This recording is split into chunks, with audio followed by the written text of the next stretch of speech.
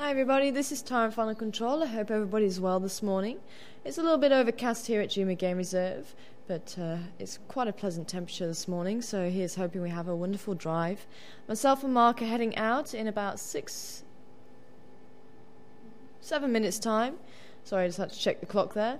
And hopefully we'll find maybe Shivambalan or Shavinzi from last night, or maybe even Karula. There was a little bit of lightning, not too much in the way of rain. Don't think the storm actually pulled in.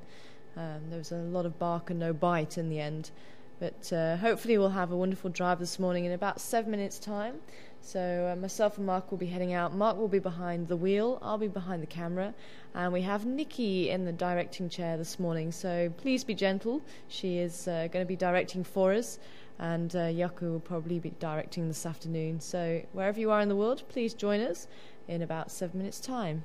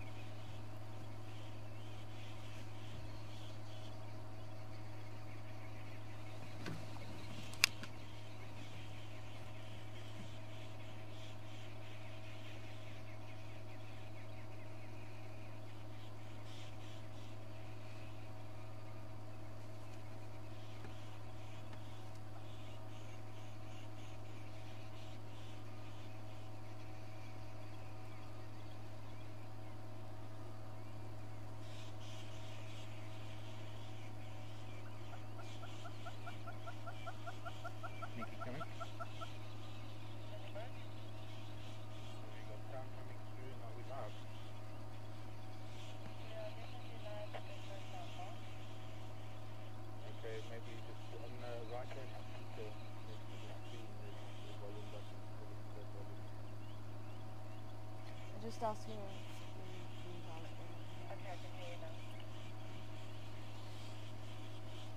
And it's gone. No, coming back again. Some excitement here on the open area near camp this morning. Hi everyone, welcome to Juma Game Reserve. My name is Mark. Tara is with me on camera, and Nikki is helping us out with Final Control this morning. And thanks for doing that, Nikki. And we're looking at a character we saw, I think, on my last drive 2 days ago at Buffleshoek Dam, and he's now here on the open area. And I'm guessing that Birchall starlings have got a nest nearby because they are hassling this Harrier hawk. And the Harrier hawk's determined to get to something. I'm going to try and get us a little bit closer. It's quite a nice view with that morning light behind them. There's a scratching around in some of the holes in the tree. Let's see if we can get a little closer without disturbing this fracas. It's unusual in that no other birds have come to the rescue of the Birchall starlings. They seem to be on their own in this instance. And I'm guessing there must be a hole in that tree. That looks like an old terminalia. An old silver cluster leaf.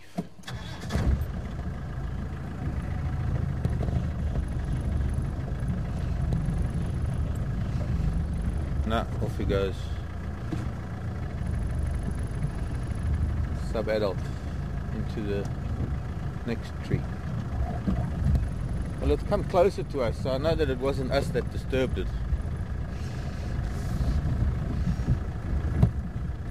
In the apple leaf now.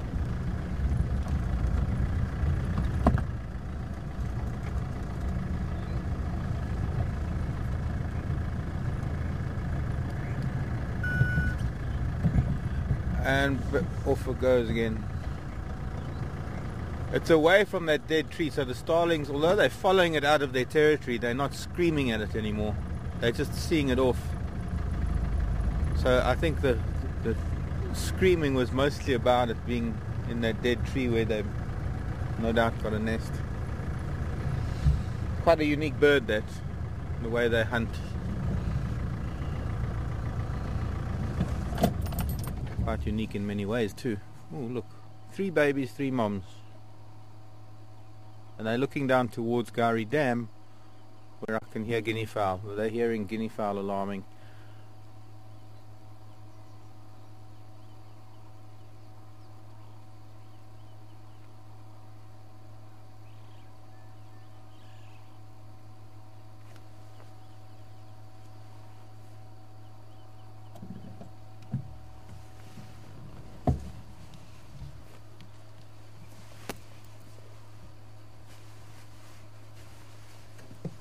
I think we better go and have a look.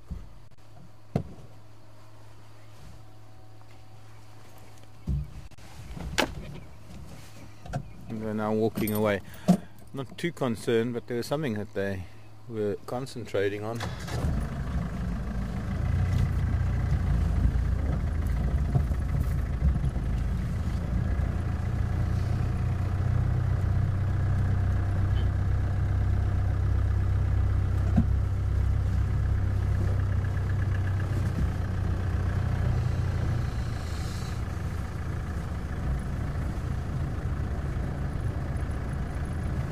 Dwarf mongoose are waking up on the termite mound. Another raptor flying behind them. They aren't concerned at all about the presence of raptors this morning. Obviously raptors that are not mongoose hunters.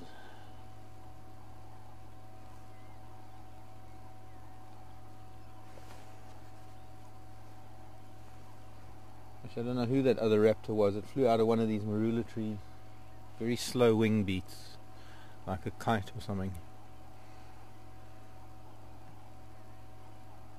Okay, I think we need to go. We need to go and see, because something's still catching the attention of these Impala.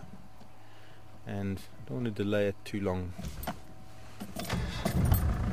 We'll be back to see you later, mongoose. We're not neglecting you.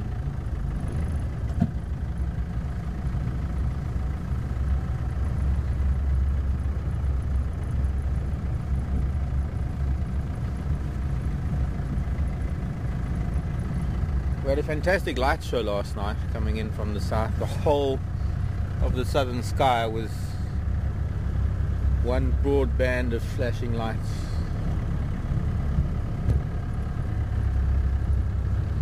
Like a giant discotheque. But there were pinks and reds and just all sorts of colours.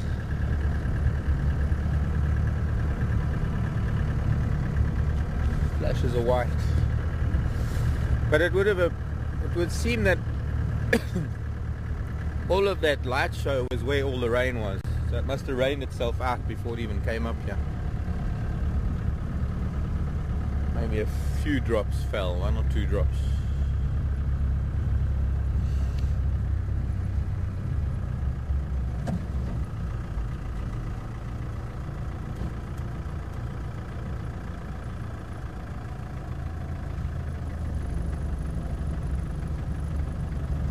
Nobody, no tracks.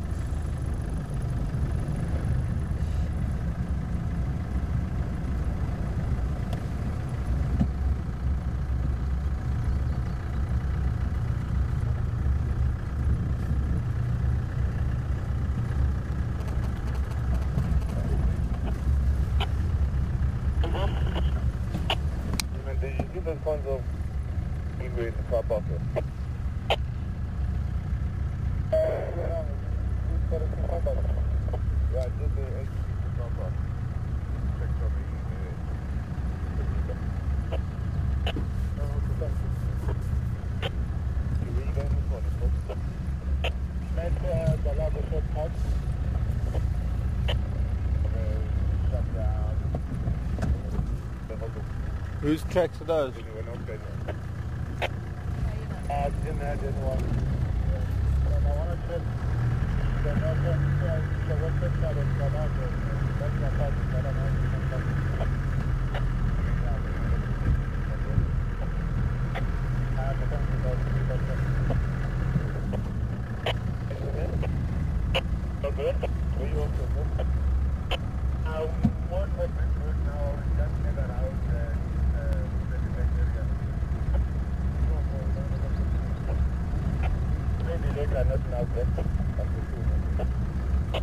also I left that 2 3 my daughter.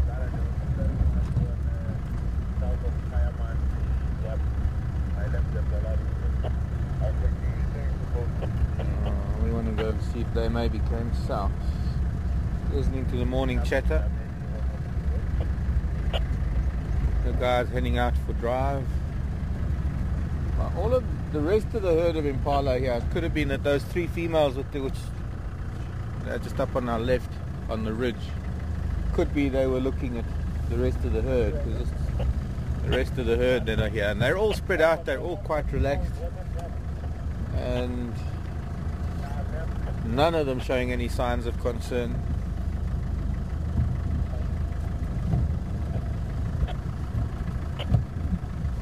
Good morning, guys.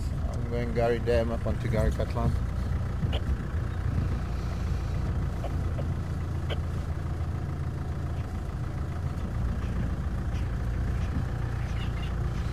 Still a lot of these females that are pregnant. I see on the outskirts there's a female at the back there with a baby, one there with a baby. Soon we're going to have very large little nursery groups or creches once these youngsters start getting to their 2nd, 3rd week. There are already just ahead of us to the left a very nice scenario with 2 youngsters that are probably 2 of the first that are right in the middle of a group of females. They're almost encircling them, and the 2 little ones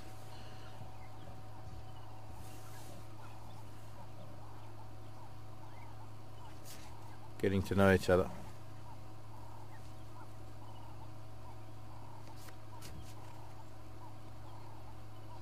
That must be there's a new one there. It's just finding its legs. Must have been born not too long ago.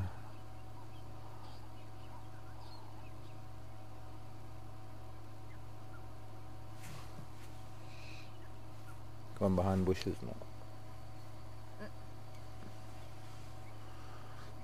now. So that second little one that we're watching thinks the other one is more important than mom.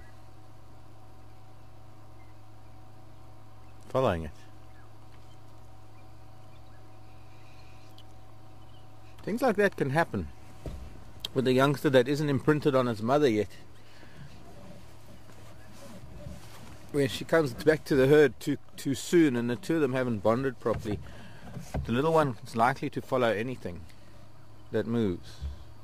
Not unusual, and it happens with wildebeest, with zebra, with blessbuck, a lot of the herbivores.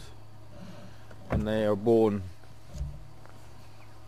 there's this bond that develops and a very strong imprinting that is needed so that the little one knows who mother is. Not unusual for them to follow predators even.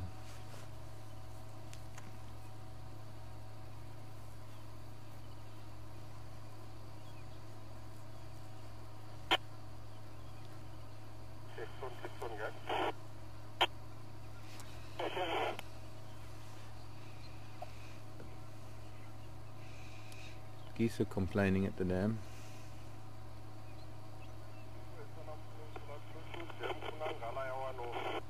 Torchwood Dam, there's some lion. If anybody was, I know we hadn't had power last night for some time, but it came back at about 1:30 or something. And that's possibly when the dam cam came back, when I switched everything back on. So I don't know if anybody was zooming at the camera last night to let us know if you saw anything, because there are evidently Karula's tracks or leopard tracks in the car park at Vuyatela. Now we know that the 2 youngsters ended up in camp last night. So there's a possibility that leopards came down to the dam some stage. Only it would be a bit sad if it was during the power outage. We had quite a long power outage. It was very frustrating. After drive, it must have gone up and down for about 15 times in less than 30 minutes. Power went out, came back, the computers were just starting up. I managed to just start up Wirecast, and then it crashed again because the power went out again, and that kept on doing that. And eventually I thought, well, it's going to blow these computers, so I switched everything off, and that was, funnily enough, then the power went out and stayed down. I'm going to use the slope to roll ourselves down towards Gowrie Dam. Oh yeah, that new little one. Trying to keep away from that ram.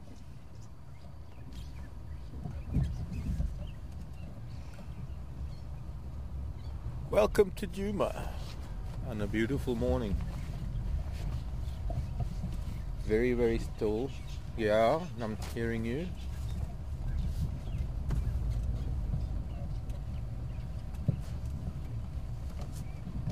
Oh, okay. Thank you very much. Viewers are mentioning that there was a white-tailed mongoose on camera last night. Well, guess we're going to have to come and look for white-tailed mongoose tonight. Maybe still around. But no leopard. Thank you very much. Oh, I heard something. Not going to say what it is. We're going to wait until I hear it again, because I'm going to tick it off my list.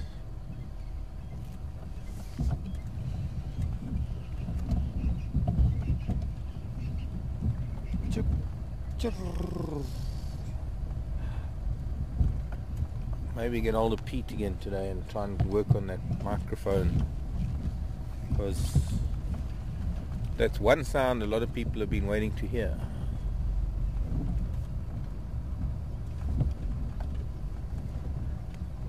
When we hear it, and hopefully we'll see the bird. I thought you said Neville was having to work on it. Neville evidently did bring components for us. Or somebody did. The new preamp was installed, but it was still making a noise. And then I went down and we were doing all sorts of... I wonder what these geese are up to. There's a goose that's trying to land in the Tamboti where the microphone and camera is. And then didn't quite make it. Hard to turn a vehicle that's switched off when it's got power steering and you're holding a cup of tea in the other hand. But one thing that we haven't tried is to put on some batteries to do a DC test. We're picking up electronic interference on the AC input. Now, one of the geese is in the dead tree.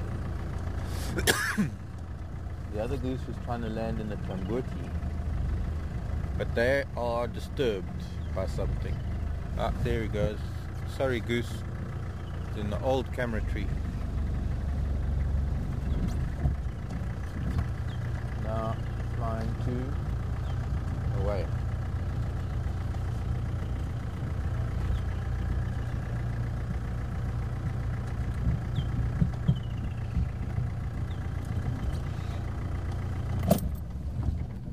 Morning, Gowrie Dam.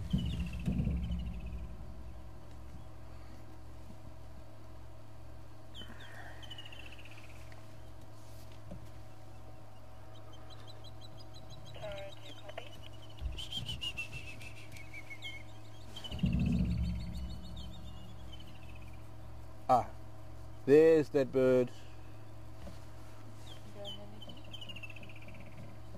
Sorry to bother.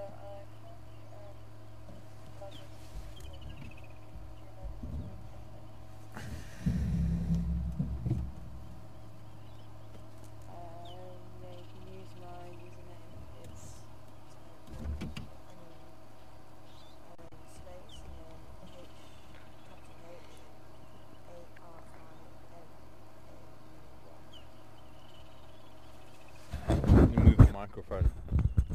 We can pick up the sound coming across the dam.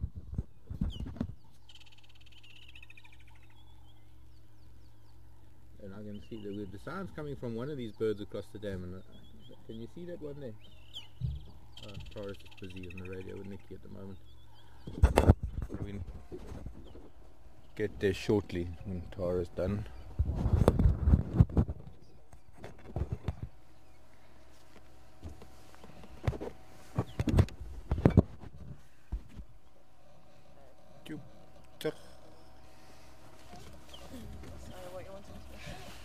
That bird that's coming towards us, flying above the grass, just dived down. And Oh, hornbill nearly. Alright, we're going to have to go other side of the camera. Another one calling on the other side of the water. Let's go around there, we should be able to get it on camera. 11th of the 11th. No, was it the 11th? No, what date? I forget what date it was. I think someone had 11/11. Alan, if I'm not mistaken, King Alan. This is the Impala, wasn't it? Perhaps. But according to my list, nobody had the date for the kingfisher. Oh, I said it. I didn't say which one it was. Joanne McCulloch had 11/11/11 for the kingfisher. But we saw it on about the 15th, I think. Tara's first one. Tara got the first one.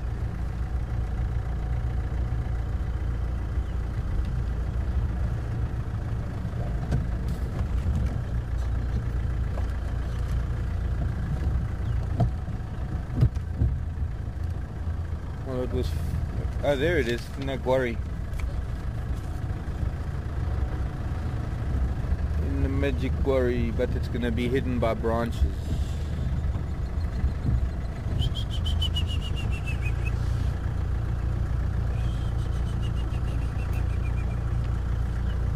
I don't think we're going to see it.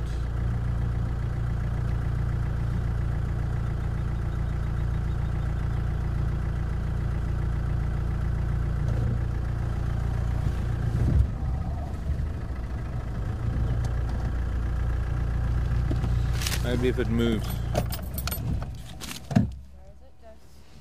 It's in that quarry, but it's not easily noticeable.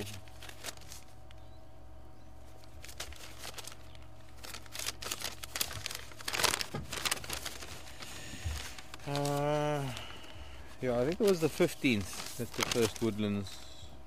I can't have it on my list now. Unless somebody identified it from the call before I said anything about kingfishers, Nikki.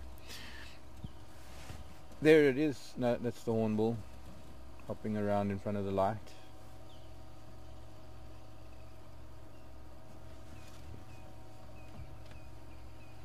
Okay, we're not going to see that one. Let's continue. We need to get up north. Gowrie cut line.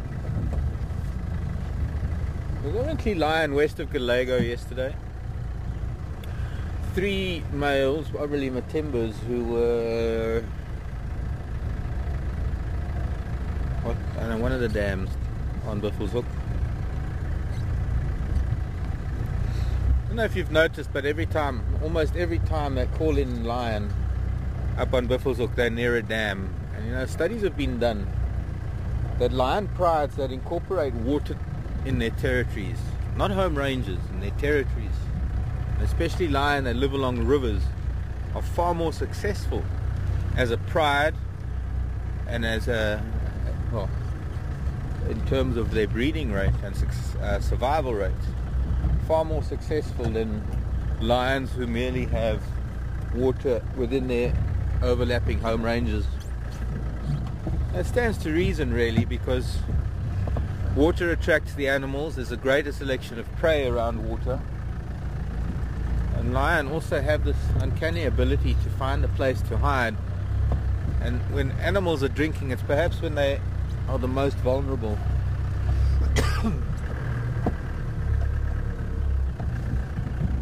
Up in East Africa, in Tanzania, one of the places that I lived for quite a while was a place called Selous Game Reserve, which is about one of the biggest, well, it's actually the biggest wildlife area, I think, in Africa. I think it's about the second biggest protected area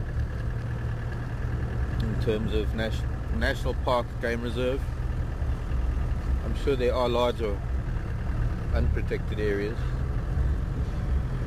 But what makes it so unique is, apart from the very large Rufiji River that runs through the northern part of the park, there are a series of 5 lakes, very large lakes.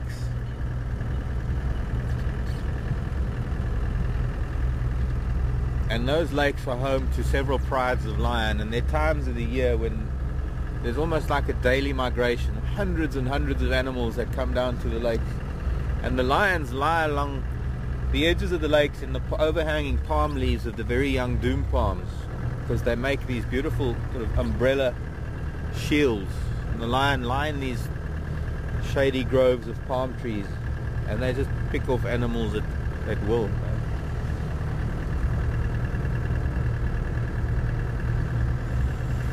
And they're all very successful prides, or they were when I was there.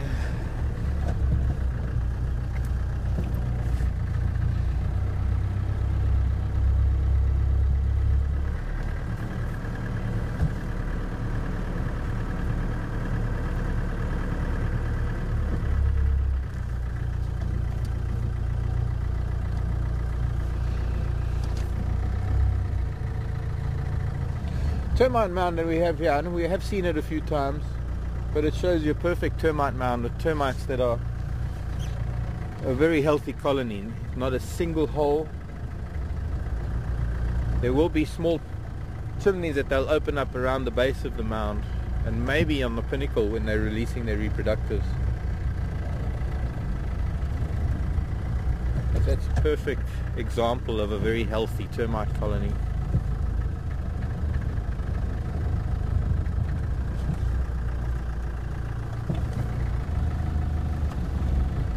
Buffalo and another large herbivore.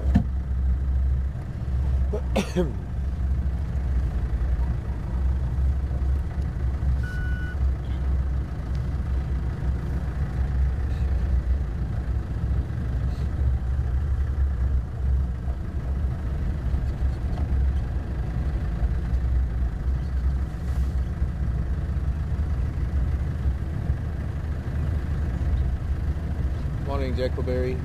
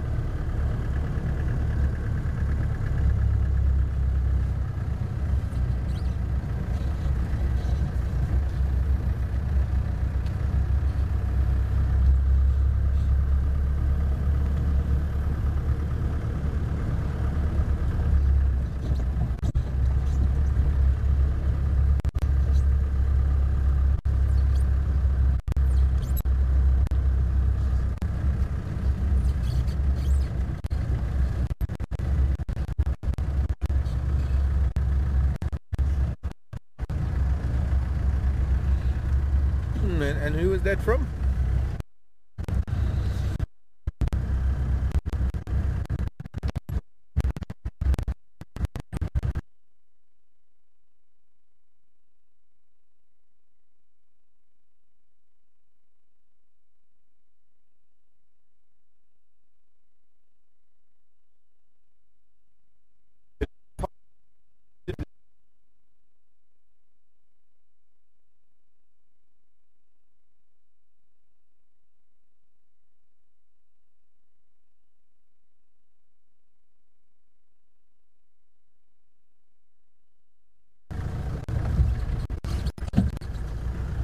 Cindy, actually,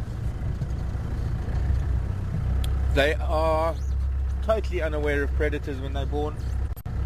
I'm sure there must be a natural fear of some things. That's just flown off. Oh well.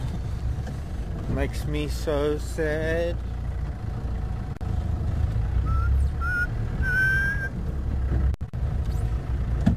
Really got to get the microphone fixed because you're missing out on some of the summer bird calls that are starting now.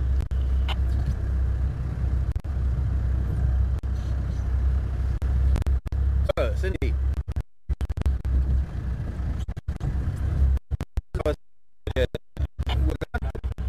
Hang on a sec.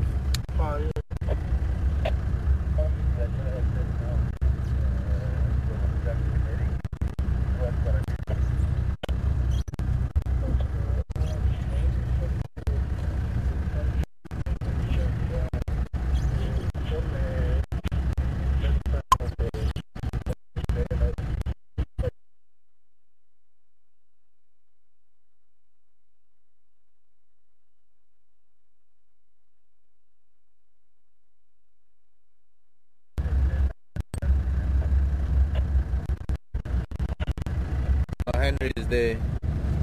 One of the guys, Lucas. You all saw Lucas the other day when I was in the workshop.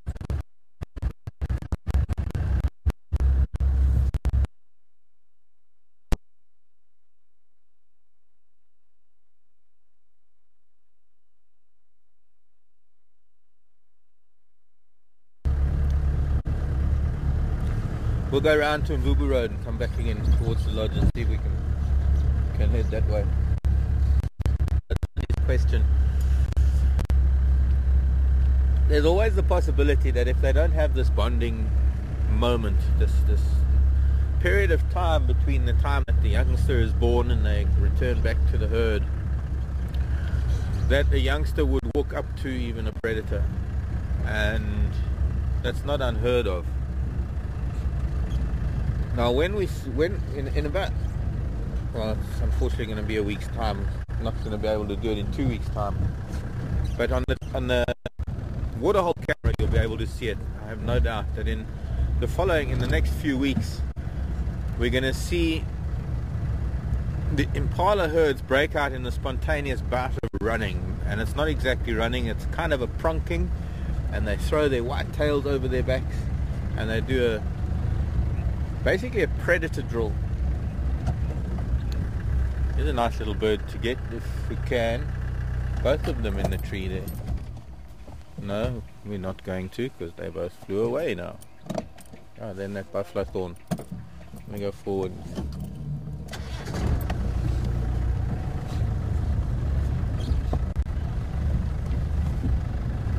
I call it a predator drill. It's almost like when you have a group of kids at school that go through fire drill. And their fire alarm goes and all the kids have to file out and stand out on the playground. Can you see them in there? Sorry? Can you see them in there? What am I looking for? Where? Those little birds in that buffalo thorn. Buffalo's thorn. I mean knob thorn. Young knob thorn. Oh. From a distance I thought it was buffalo thorn. Whereabouts are they? First, further towards the back actually. Then what? No, it's probably hidden.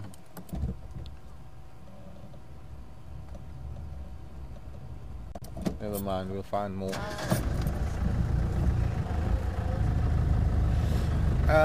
So where was I? Yes. So those little exercises are there to teach the youngsters how to react when there's alarming and when pandemonium breaks out if there's a predator attack. But it's only really through experience that these youngsters get to know what predators are and whether they are able to evade them or not. And it's obviously those that manage to get away the first few times. The more times you get away from the predator, the better you get at it. But it doesn't matter how good you are at avoiding, evading.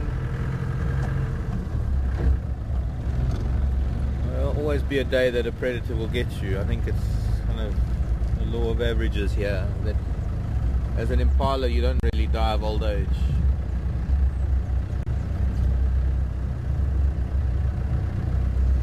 I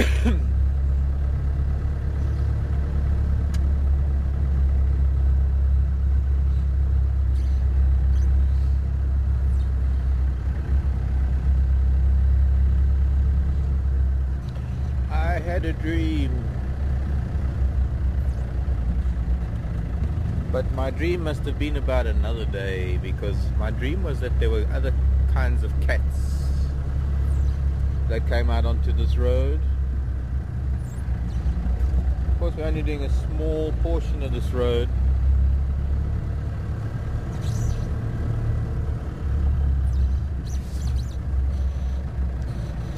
So they could be on this road somewhere else, and then my dream would come true. But it is about time they came and visited us south of Buffleshoek Dam. They've been conspicuous by their absence.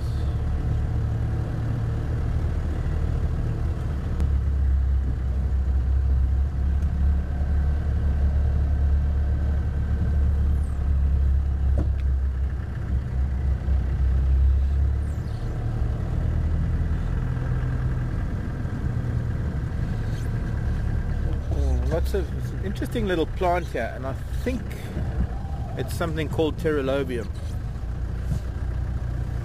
It looks like an acacia mimosa type. It also looks like a wattle. The ground is covered with them. Actually, there are more this year than there were last year, and what it is that the seed of this plant obviously germinates well after fire. And they all look like, even could look like baby wattle trees. And I think the first year I saw them, I thought they were baby wattles. After the first time I'd seen this firebreak being burnt, I thought that it suddenly germinated a lot of African wattle. But as you can see, the flower is nothing like the wattle. The flower, if anything, is like one of the acacias. The leaf is compound.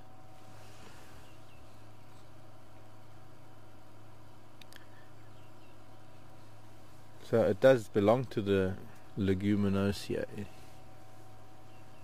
But Pterolobium, I'm not too sure what it is even in English. And I'm not too sure which species, but the genus is Pterolobium, and that comes from the seed which has wings. P-T-E-R-A, Terra. Like pterodactyl. Refers to the wings. Pterolobium refers to the winged fruit. Go away, fly. Okay. Interesting little plant. Doesn't get much bigger than that. It does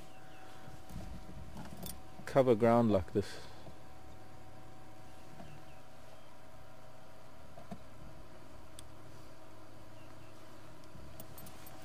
Okay.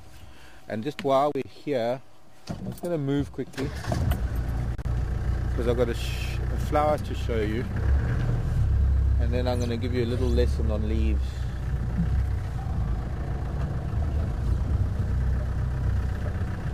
Oh, and a lovely big carpenter bee visiting these flowers.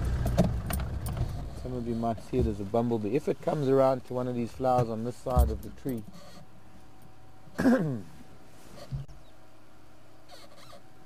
actually the best flowers are where the bee was hovering. It's a huge bee. It's the size of a bumblebee.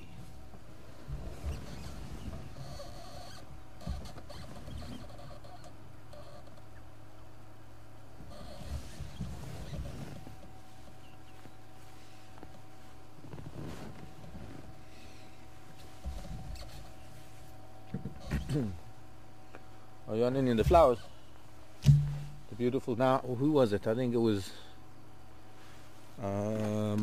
Julie in the UK loves the Julie Hansen loves the sicklebush flowers.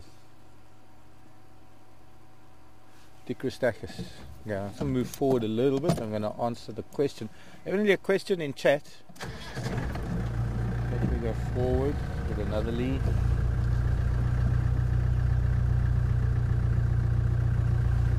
Go forward and get another leaf.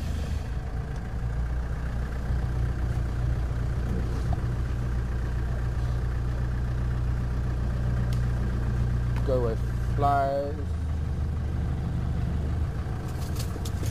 And find another leaf. I need a piece of worry bush.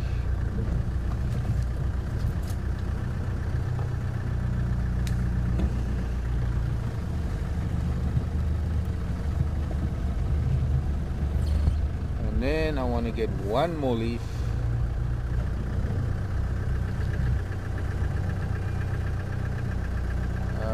Not that one. Let me find another one. Nice one. I don't know who it was. Somebody was asking, what is a compound leaf? Collecting leaves to show you. I want to find a particularly interesting one.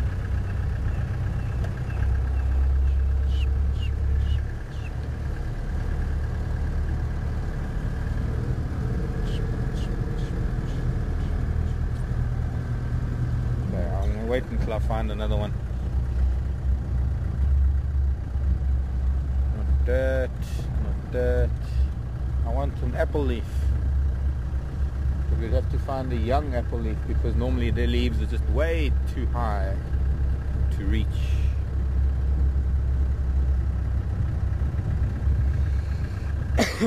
Maybe down here closer to Torchwood Dam. Apple leaves don't normally grow up on the sandy soils.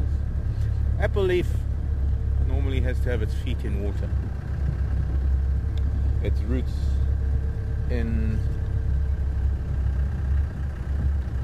tapped into the water table. Hello, morning buffalo. Hello boys. No need to get up on my account really.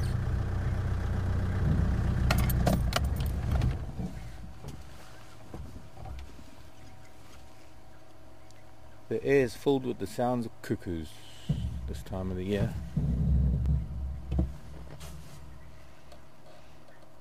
Including yours truly.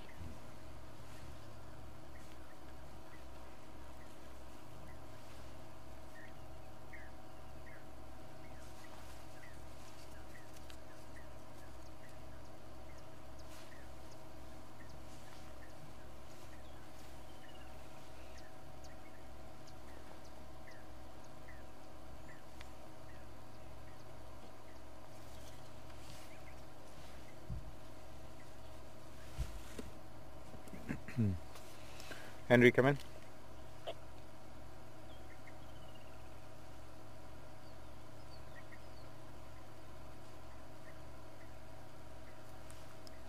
Henry. Morning, standby. Morning, Ford. Did you have any luck there?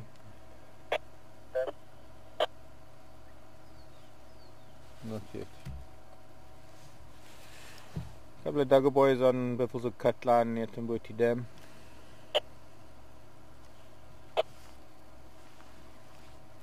We're just going to roll past them.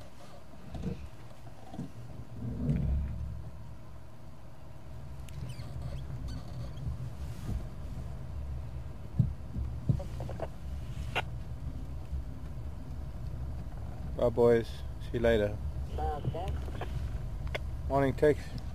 Morning, bro. Did you guys cover Botanical? No. Yeah, two Matimba, my daughter, Leopard on Cheetah Canine, junction with the Firebird, just south of Birdwatching. Mostly, thank you very much. So my dream, T, how's it? We just turned the wrong way. Okay, we're going to turn around and go back to Cheetah Cutline. We're going to have to do it fairly soon because, oh, what's that flower? I have to see that. I'm going to get to our leaf story shortly. I still want to find some more examples of some interesting leaves. Let's just turn around down here at Torchwood Dam. And then we're going east all the way to Cheetah Cutline. There's your favourite flower, Tara. Although we don't really have much time to stop for flowers, because those boys, if they're on the fire break and they're in the open, if it starts getting warm, they're going to move.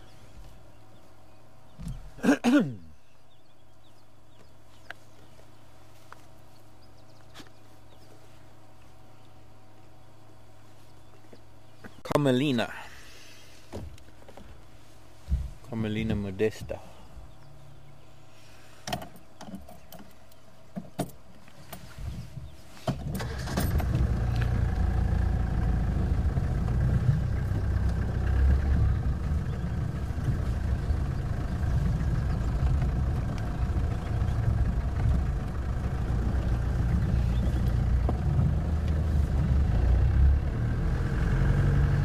Starting to see a lot more zebra woods flowering now.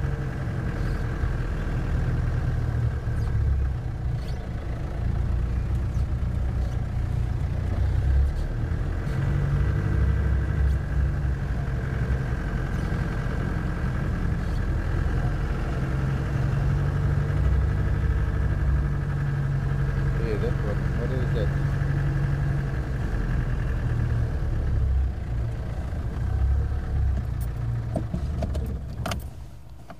Sorry, I just have to look at this because it's looking unusual. Another flower, but The white one. yeah, the pale one. Trying to get my binoculars out.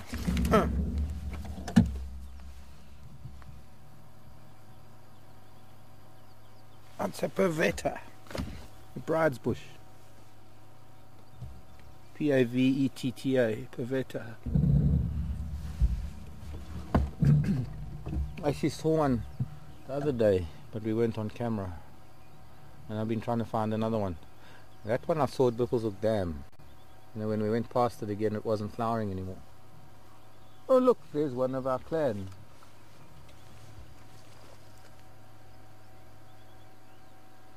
Morning, hyena. Notice how she looks at me and acknowledges me saying good morning. She might be a he. And the buffalo are starting to watch it now. Let me move forward, this might get interesting. One of the buffalo is seeing it strolling up there. Of course, one hyena is not going to do anything with buffalo.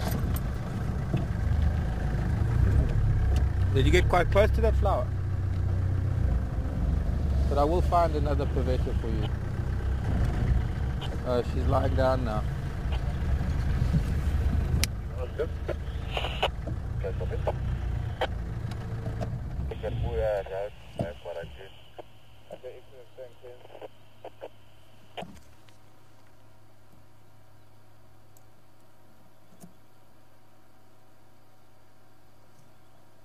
And hyenas watching buffalo. Buffalo's given up even being concerned about hyena.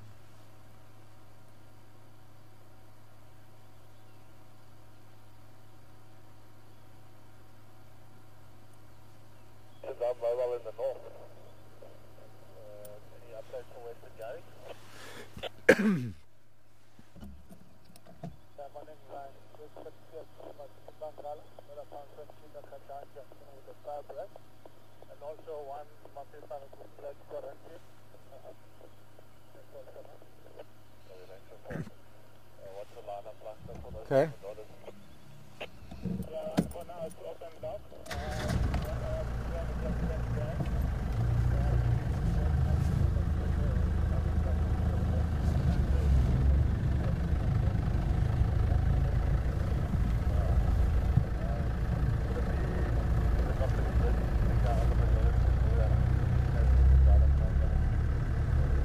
Relax, boys.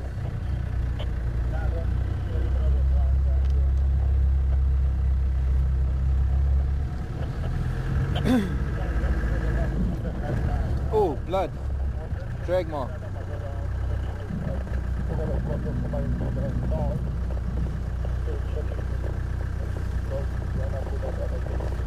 Hyena track. I wish these...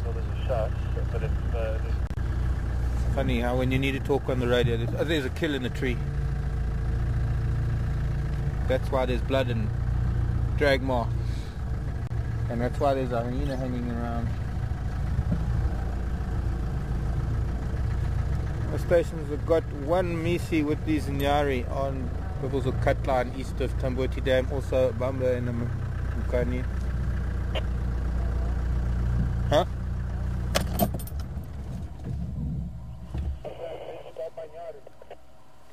No, I've got Nyari lying down, Misi watching Nyari, but there's a mala up in the slush.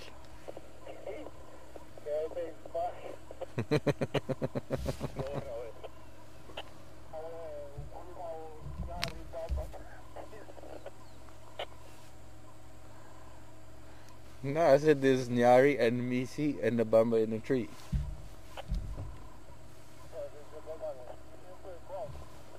I'm not seeing anything just yet. That kill's been around here for a couple of days. The MO is Induna. That maybe the kill was on the ground for a while. Don't know, it could be.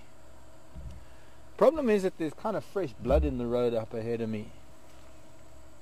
Something that was killed on the side and here in the fire break, dragged across the road and into that tree.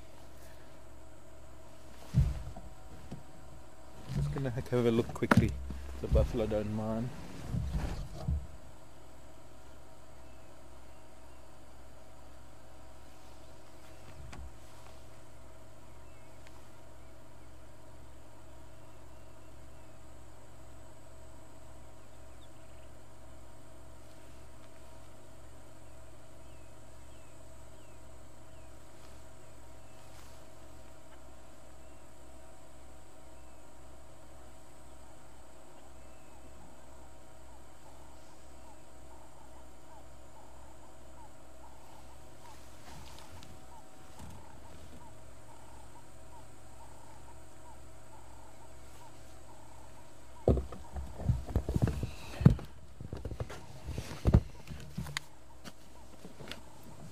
All of this activity, there's only one set of tracks over it, and that's my set of tracks from earlier, a few minutes ago.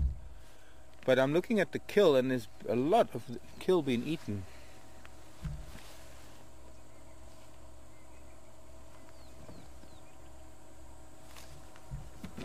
Okay, we're going to come back this way and have a look around. At the moment, it doesn't look like the cat is here. It can only be a leopard. A lot of hyena tracks. In fact, I'm hardly even seeing leopard tracks. The leopard tracks... No. Hyena tracks dragging something across the boundary the other way.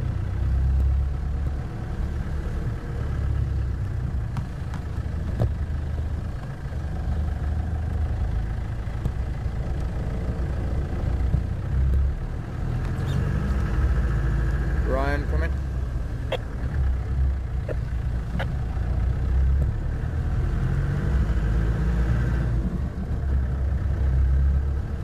Leopard tracks now on the side of the road. Okay, we'll come back and investigate. Something more important has come up. I might even use third gear for the first time in months. Interesting little scenario there. 4 buffalo, 1 hyena, blood in the road, drag marks, hyena tracks everywhere, and the remains of an impala in a tree without a leopard.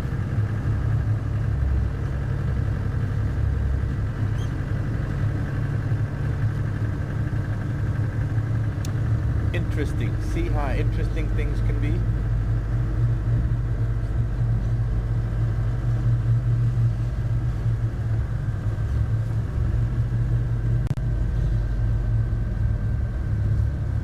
The discrepancy though is that there's so much already fed off of that impala, yet there's fresh blood in the road.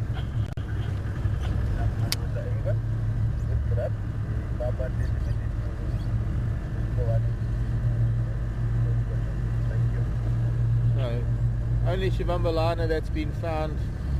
Pretty much it sounds like where we left them last night with Tara in the drainage line, where it's close to the lodge, close to Graham's old house actually. Okay, third gear, believe it or not.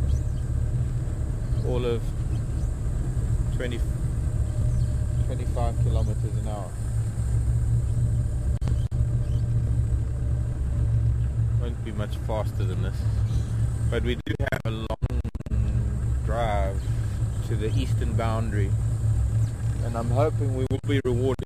Thank you. We can probably pick up.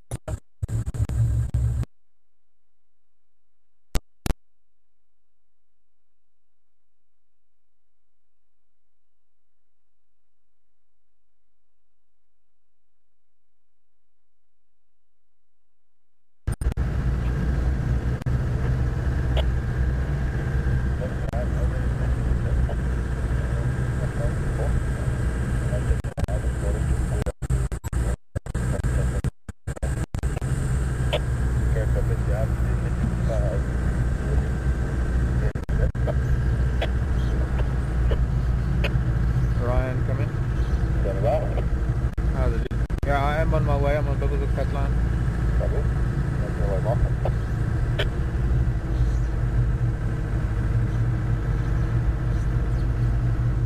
Morning Impala. Oh, and a warthog. Hello children. We'll see them when we come back.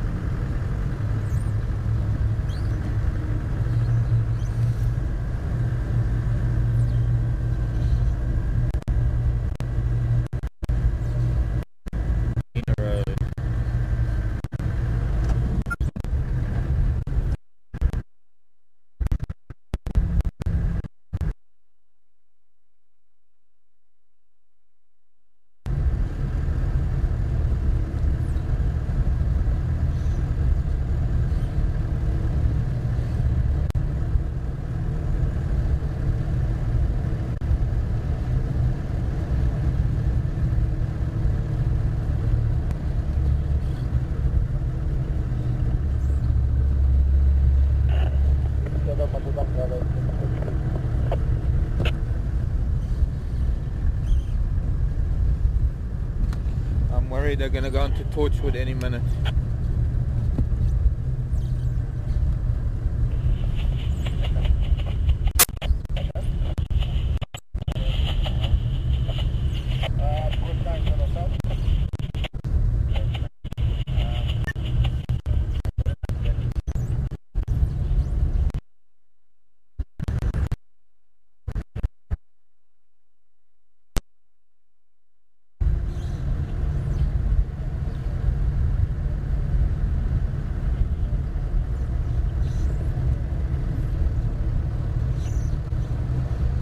A lot of buffalo activity here.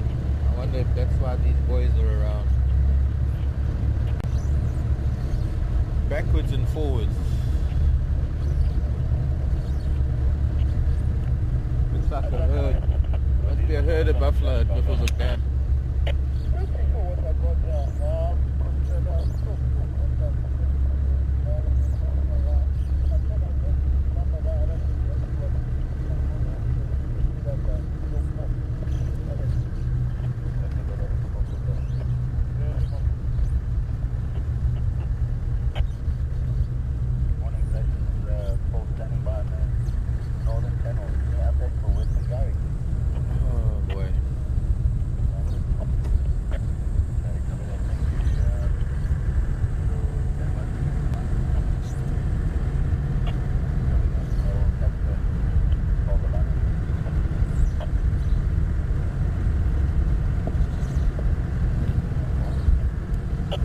Go ahead.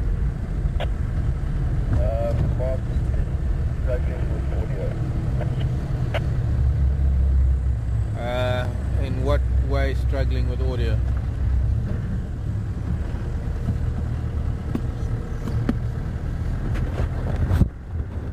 I need to be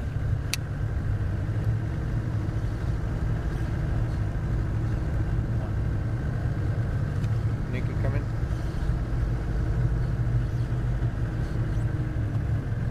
Go to channel 1 please. Could just be because we're driving. Nikki, come in.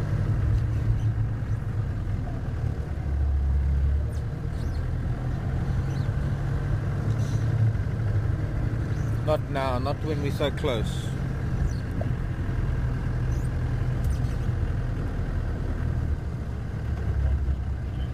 Nikki, come in.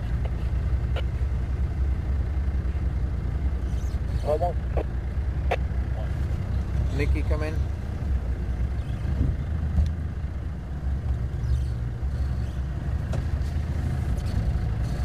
Nikki, come in. Nick, do you copy? Please go to channel 1 if you're in FC, or ask Nikki to go to channel 1.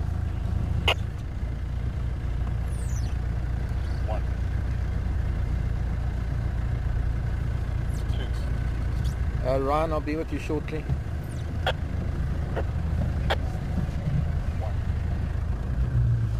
Nikki, do you copy?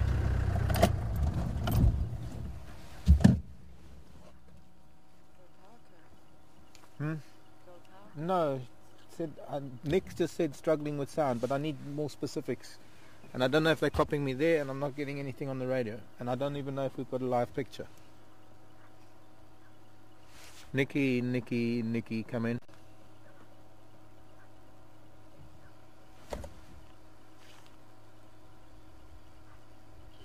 Morning, you take on standby.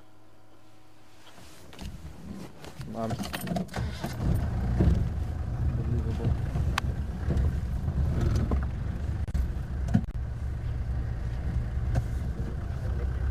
Radio in.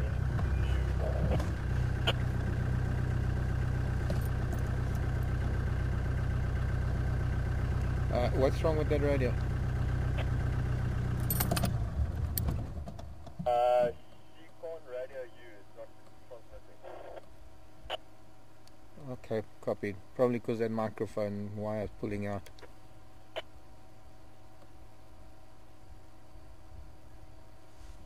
Can we just confirm that we're still live? Yeah, we're still live. Picture is down on the live feed.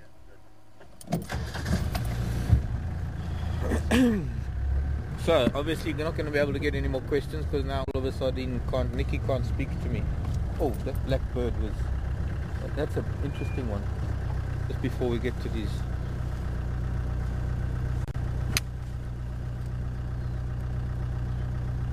Can I pull in? Can I pull in? Hmm? Oh wait, it's no point in doing birds because Nikki can't radio me. Sorry, I wasn't thinking.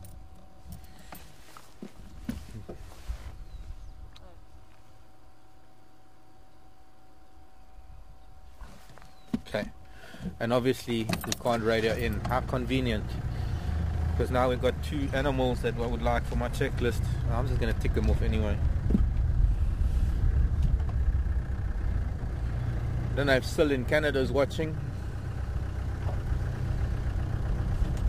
Be nice if you are, Sil.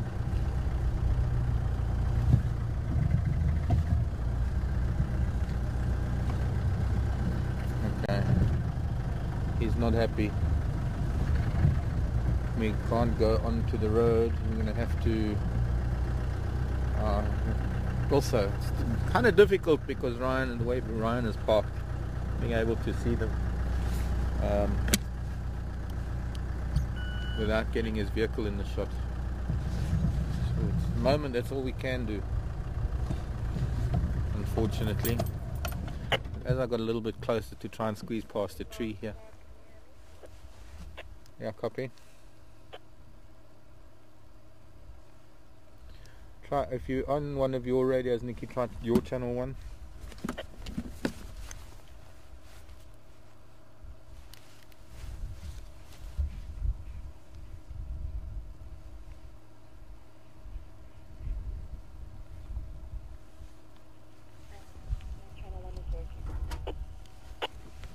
Sorry, I didn't copy that.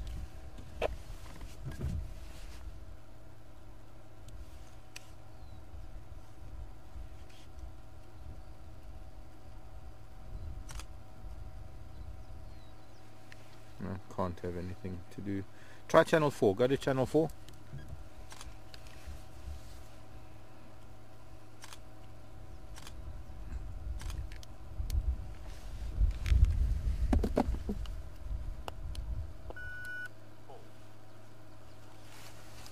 You copy me on this channel?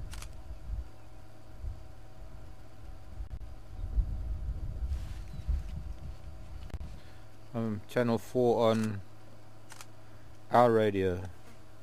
Sorry folks, I know it's a really nice sighting, but I'm trying to get hold of FC and we can't talk on the Game Drive channel all the time. It's going to be very disruptive to the guides and their guests. And I'm probably at the furthest most point away from camp to be able to go back and help Nikki sort it out. Beautiful animal. I'm hoping that some of you are sending in IDs.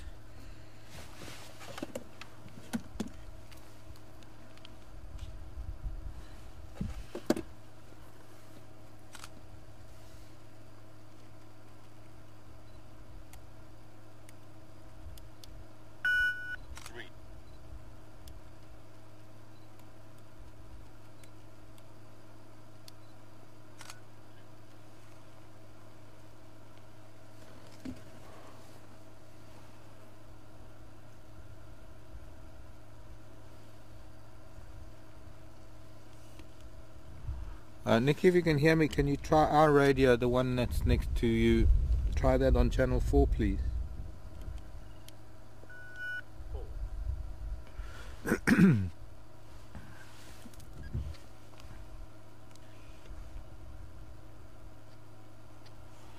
Okay, I was just curious because this channel is working and I just wasn't really sure which radio you were speaking on. But I'm hearing you on channel 2.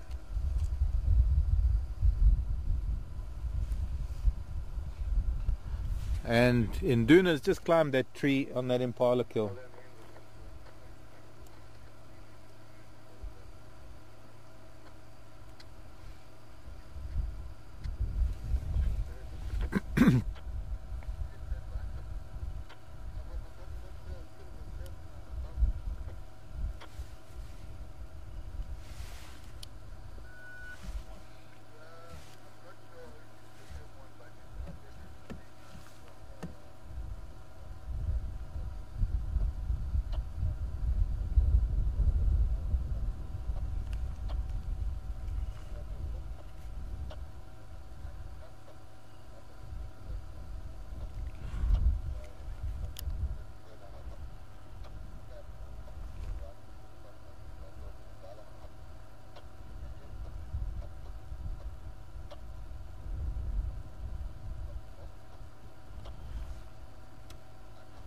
Very, very full.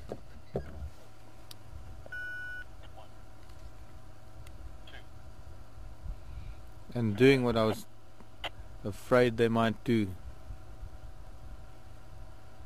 Don't go far, boy. Lie down in the shade here.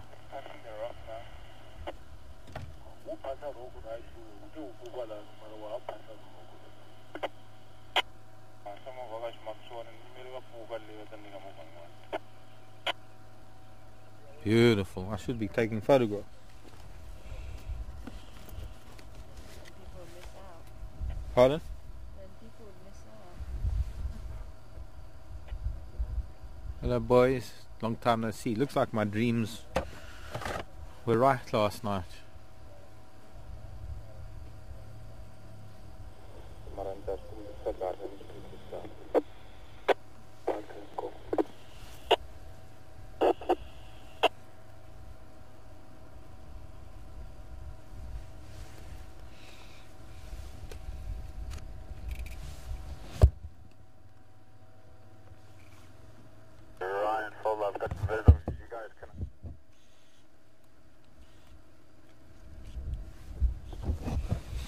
Just move for Ryan.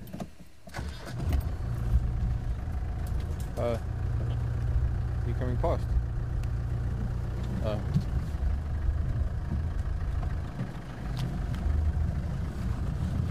Is it okay?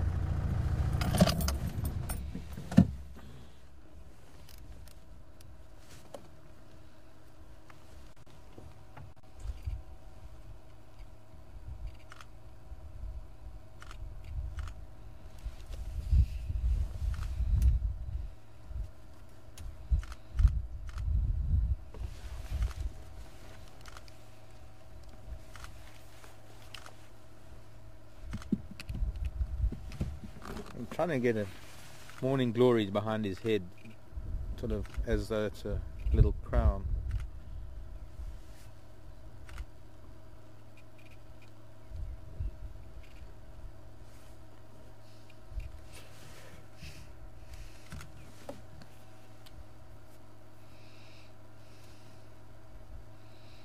Now evidently Texan has got a couple, I don't know how many more, 1 or 2, maybe 3 or more of these boys up here on Torchwood, saying that they're also very, very full. So they too must have had something last night.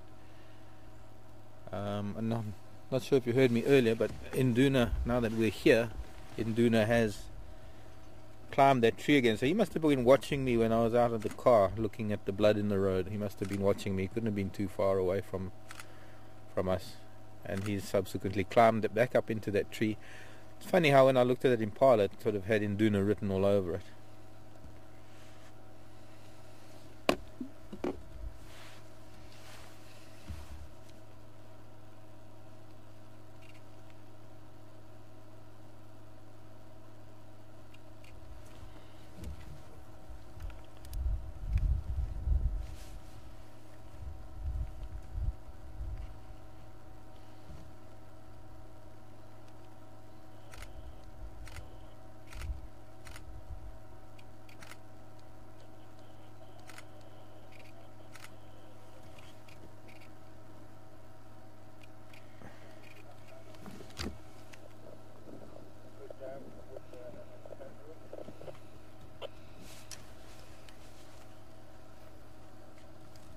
Tex, how many are there?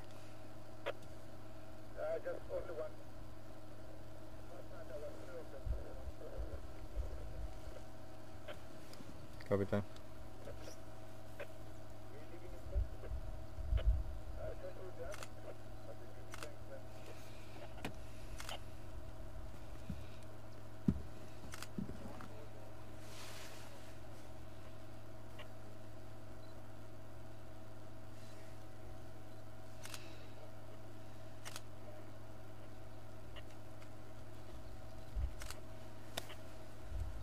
Dam.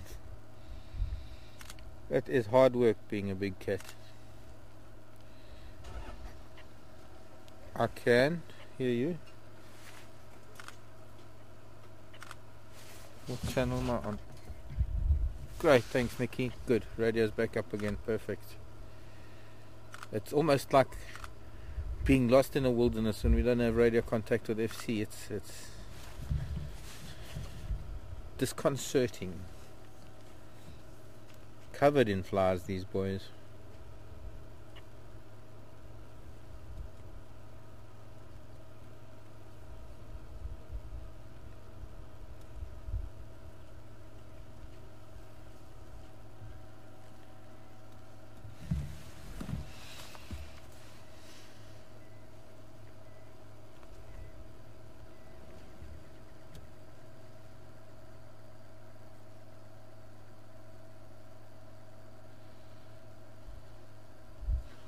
Also seeing the one on the left, his mane is still quite matted from the recent feeding that they've been doing.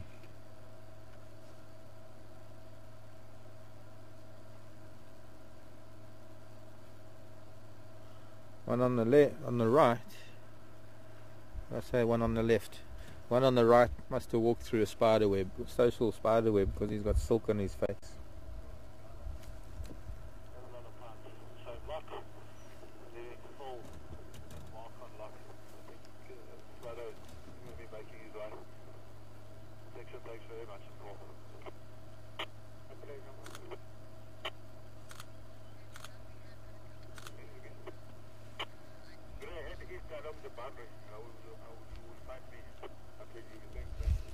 Who was the first email for that, Nikki?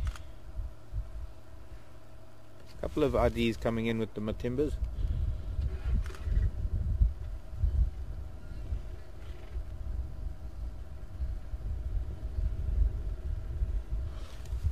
Well, I'm not surprised. The first email that came in was still in Canada.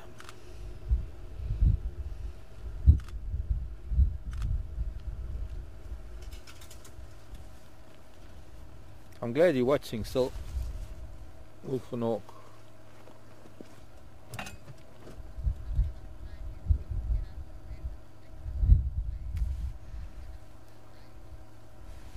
Hi Jennifer. Sure. Morning full. Jennifer wants me to get out and move the stick. Sure. Right after I tickle him on the chin to subdue him. Which one is the stick in the way? I think that was earlier. Because I think the stick should be in the middle of the two now. More or Yeah, less. we haven't had a stick in the way for a while. There's just that one stick there that might have been in the way. When you're approaching lion, even if there are other vehicles, it's always important to keep track of what the animals are doing and how they're reacting. Watching facial expressions, watching their ears, especially with cats. Their ears, their tails. And when I first started approaching, the one changed his position in such a way that it gave me an idea that I was encroaching on his personal space, and so I initially just stopped where we were. And it's only once they relax again that you can then change position and get a better view.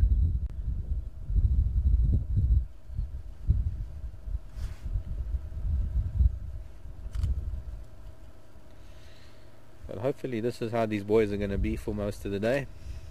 Go ahead, Nikki.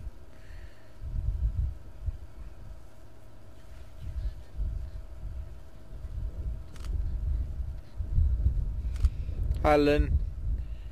in Canada saying black cuckoo before the lion. Actually it wasn't. It was a bit smaller than a black cuckoo.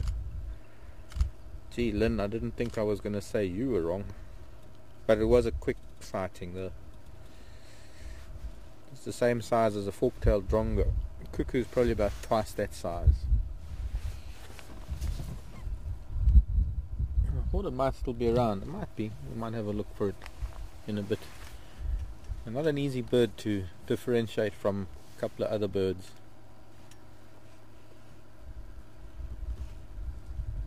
I'm going to look really closely at this, the colour of the eye, shape of the tail.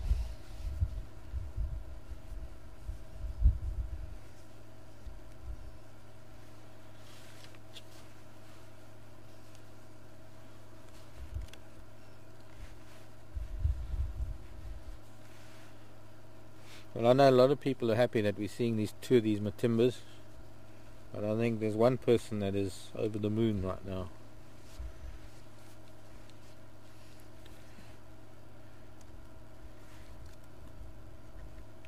We've had a drought for some time. In fact, I can't even remember the last time we saw these cats.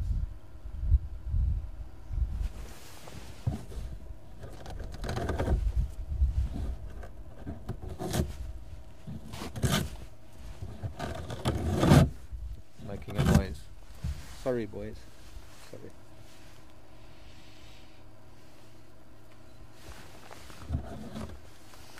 Jared's duct tape.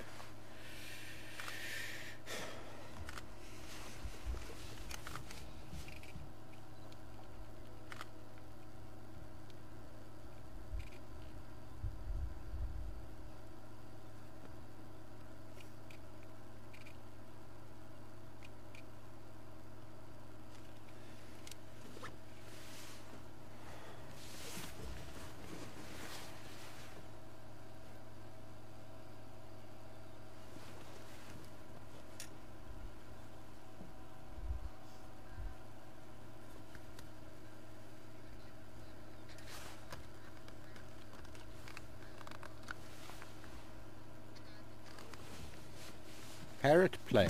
Gee, I haven't heard that name. Wanting to know the purple flowers behind the lions. Oh, Arlene Levin. Good morning, Arlene. That's the morning glory. Flowering only now. We won't be seeing those much in the afternoon. Really mostly a morning flower, hence the name, morning glory. And that particular species is Impala crassipes.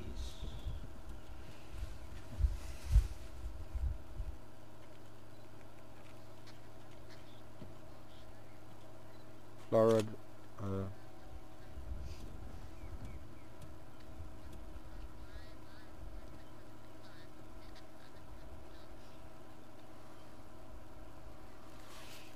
Hello, Marsha, Louisville, Kentucky, home of Maker's Mark, the second best bourbon. Sorry, Marsha, couldn't resist that little dig. But Marsha was asking, how come the lion are covered in flowers but the leopards and the other predators are not? I think largely because of the colour of lion that we see them more than we see them on leopard. I mean, we've seen leopard irritated by flies on a number of occasions. But I think with the black markings on their face, we don't get to see the flies on them as much as we see them on lion. But also, lion are much messier eaters than leopards. Especially these boys, because they'll be catching something very large and they get blood everywhere. I'm looking at that one on the left. His mane is quite matted. His face,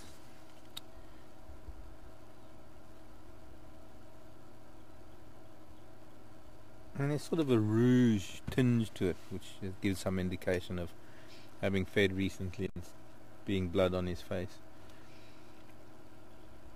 But I've been close to lion because I've been involved in lion studies where they've been darted, and they're quite smelly, and that's because of all the bits of their kills that still stick to them. I mean, they do clean, and they, as all cats, are quite meticulous, but after feeding, they tend to be a little bit, they tend to let cleanliness take a back seat. They get so full and they just want to do this, they just want to sleep.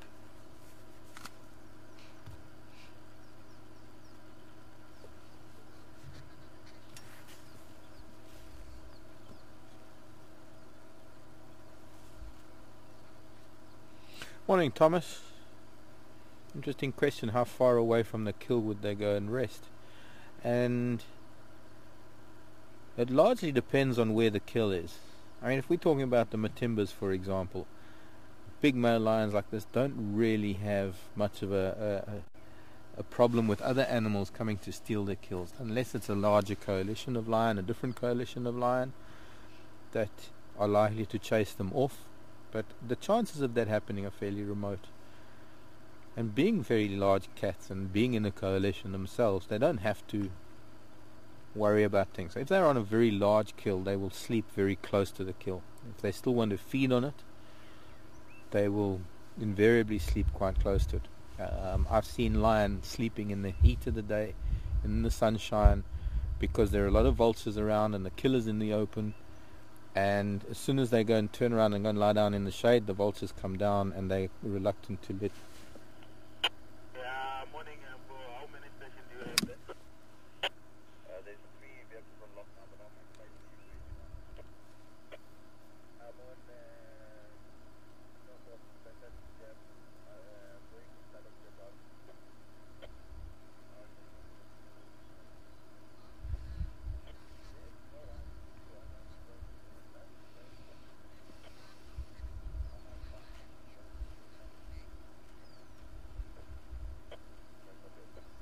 So, thanks. Still saying 17th of October was the last. That's only a month. I didn't realize it was only a month. Seems like longer. But just getting back to that question, if it's a small kill and they finish it, then it doesn't really matter where they lie. I was also saying that I've seen lion that will sleep right next to the kill in the sun because they don't want to move back into the shade because they don't want the vultures to get it. And that's one of those times when they will sleep as close to it as possible.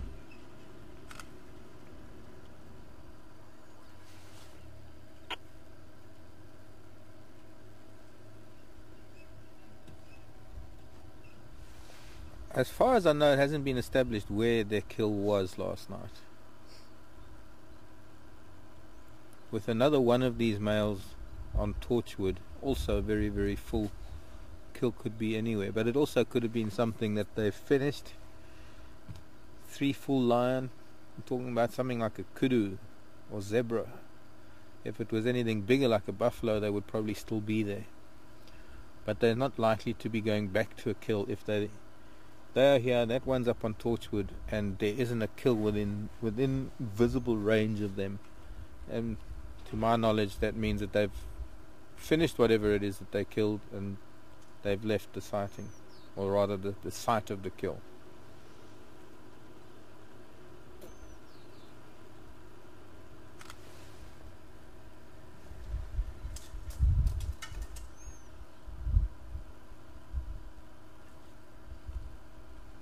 Thank you very much, stations. Leaving a lot of these to my daughter and dollars. I'm leaving Mark and Friday on off. Wait for one. Henry making his way in as a third.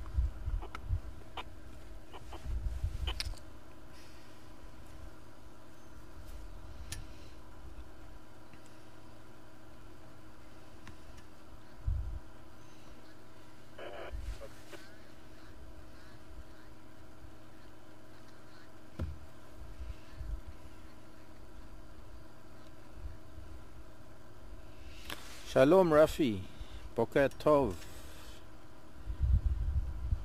מה שלומך? אני יופי, אני הכל בסדר. So, Rafi is asking about that male on the right. I was actually looking at the same thing when he was sitting up, and we can't see it now because on his right shoulder, Rafi is asking if it was an injury, and I was looking at that earlier because there were some flies on it. But roughly it looks like it was an old injury because there's scar tissue there, and it's possible that in the process of feeding and fighting maybe last night with regards to interaction with his brothers, he must have maybe reopened that. It's a small injury, it's a tiny little size of a thumbnail type of nick, but it looks like it's old scar tissue, so I think that maybe it might be that he is okay there. Might be that he's just somehow it reopened, but he's lying on top of it now, so he's probably got grass and things digging into it. And I'm going to try and pull forward a little bit.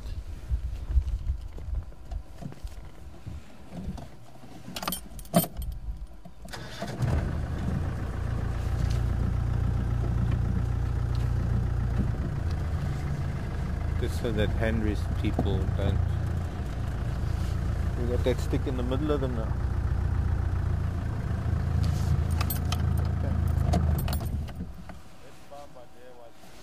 Huh? Ano? Abonilin niya wam. Napambilin niya kule.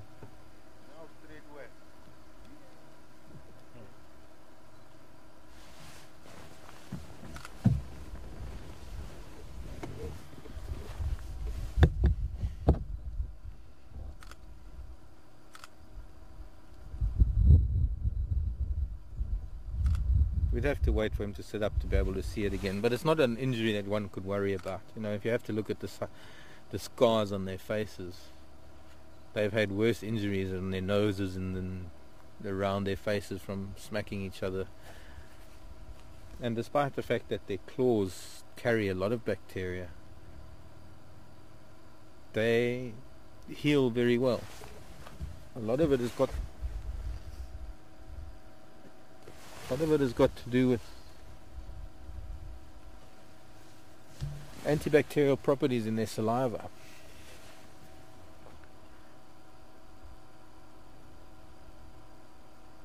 Animals are resilient. Nature is resilient. And where something looks really, really bad to us, and if we think about it, because we're such sissies and we have such a low pain threshold, we see animals with injuries and we feel for them, and we think of how we would feel with the same kind of injury.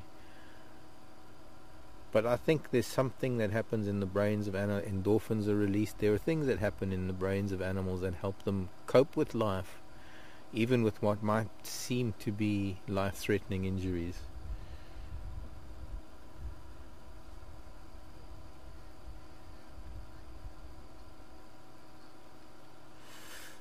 Thank you, Sarah. How old are the Matimbas? Good question. Sil might help us out, because they're actually, I think, 2-3 different ages amongst all 6 of them.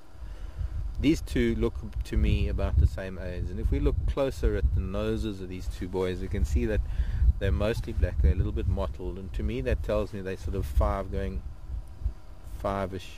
Can't be much worse. If they were 6, the noses would be completely black. So I'm guessing they're probably around 5 years old. But I'm sure Sil in Canada has a greater, or rather a better understanding of these Matimbas. Sil's been following them quite closely. And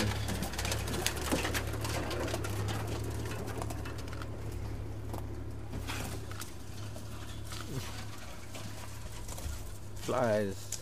Problem with sitting with lion is you get their flies. Although do get a kick out of thinking that there's a fly on my nose that was sitting on the lion's nose a minute ago.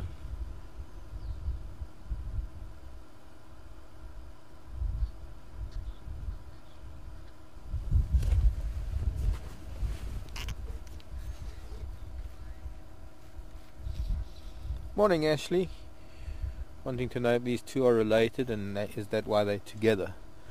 Yes, they are related, Ashley. I would guess, looking at them, similar ages, similar sizes, I would say that they're brothers. And you will not likely get unrelated males together. Now these two are part of a group of 6, what we call a coalition, a group of 6 males that came from the same pride. Now they might be unrelated in terms of having different mothers. There's likelihood that they might have the same fathers or father, but they would have grown up in the same pride. And lionesses, when in a pride of lionesses, often you will find that they will come into estrus together, and they will have cubs at pretty much the same time, so that if there are different lionesses, let's say 3 or 4 lionesses, if they were to each give birth at intervals of several months, you're going to have a discrepancy in the ages of the cubs, and that just causes far too much competition when the cubs are starting to be weaned and they're growing up. When it comes to cubs on a kill, older cubs will dominate, and younger cubs will find it hard to get in to feed. So nature makes it that lionesses will often come into estrus together, conceive pretty much around about the same time, and you'll find that when you've got cubs in the pride of lion, that the ages are not that far apart, a few months maybe at the most. So of this group of 6 males, there are probably 2, if not 3 different ages of males that could come from 2 or 3 lionesses within the same pride.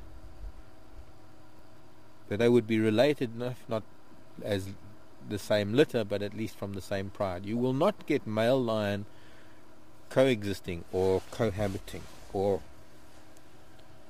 as close as these 2 boys are if they were unrelated.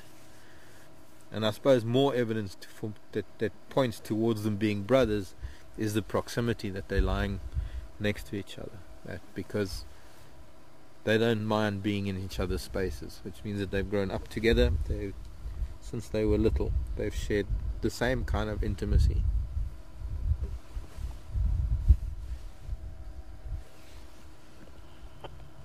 Morning, Andrew. I've just pulled out. I've had Mark only station unlocked and in charge.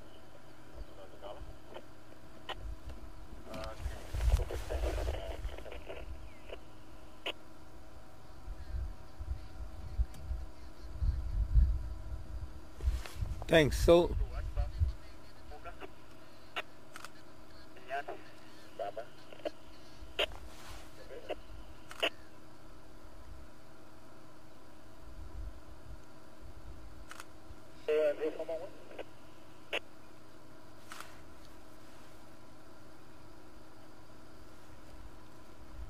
now we can see. No, we can't. I was going to say now we can see that mark on his shoulder, and then he lay down again.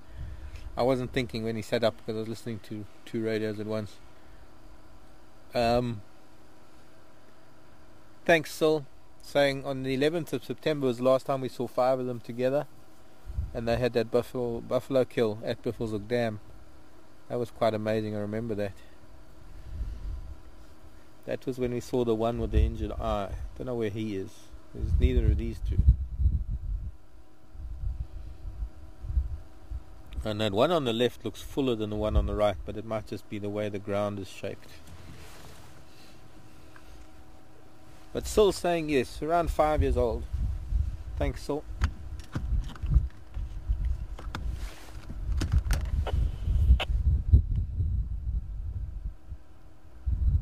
Andrew?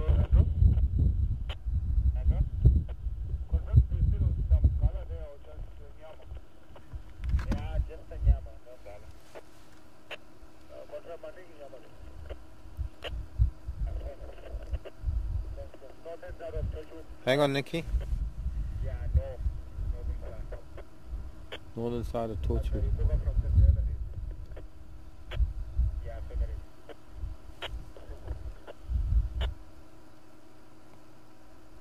Andrew, come in. Andrew, come in.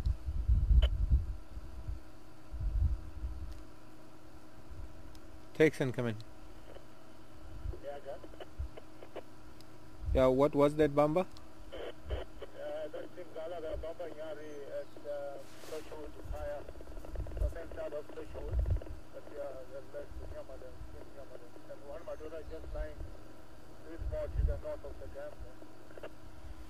Okay, thanks. Well, there you go. Goes to show that you can never really be sure about things. What I was saying earlier is kind of just been.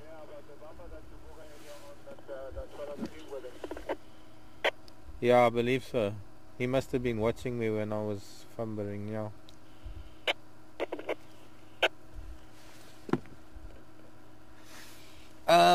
So I was saying that it's not likely that if there was meat left that they would have left the kill, but they have, and that possibly means they might not go back to it, or who knows, maybe they will. But the kill has been found north of Torchwood camp. Let's see, I don't even know where that is, since I've never been to Torchwood. I'll see if I can find it on this map. And try and find out how far away it is from us. Marula pan, green pan, coral, second rock, cheetah pan, Buffleshoek Dam, first Torchwood there. Oh, it's quite far away. It's further down south. It's like where Mumba Road is. If you carry on Mumba Road and you go east, that's where you get to Torchwood camp. And there's a dam there, and just north of that is where... Sorry, don't you like me talking? Now we can see that little nick on his shoulder. Anyways, it's got to be a good 500, at least 500 meters from here.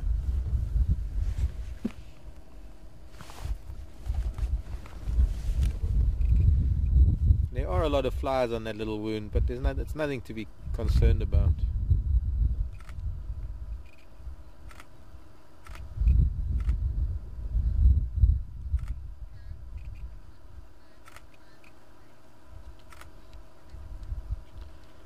Hello Karen wanting to know if they have names, individual names.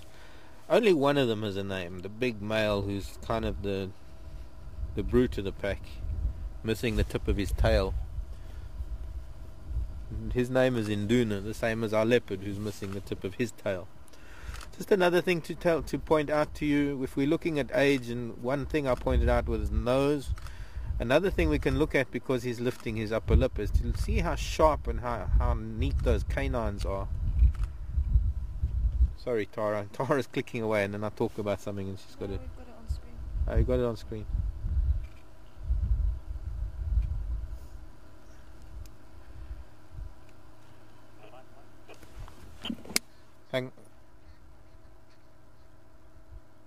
Go ahead, Andrew. Morning, Mark. Can I swing past by Bengala? Yeah, sure. Sorry, Nikki.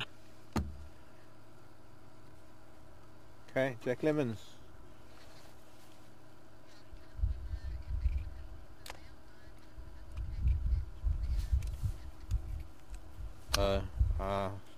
Jack, I haven't heard about that lion for probably over a year. A lion that had the hip problem. I couldn't tell you, Jack. I'm afraid I'd have to find. I don't know. As far as, do you remember? Very often we have animals that might have an injury, and then we get asked questions if we know what happened to them. And the only thing I can really say is that we are a tiny, tiny little patch of land in a giant wilderness area, and if that animal is not here, we tend to not know where they go. But this is the first time anybody's raised the question of that male lion in months. I don't even know if he's still alive. Jack, couldn't tell you, I'm afraid.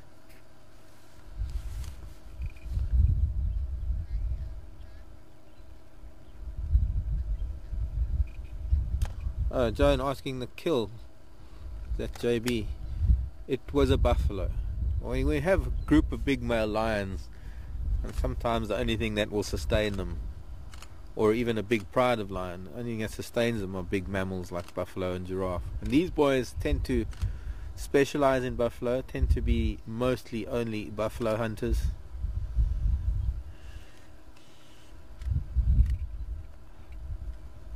And they'd practically be able to swallow a baby impala whole.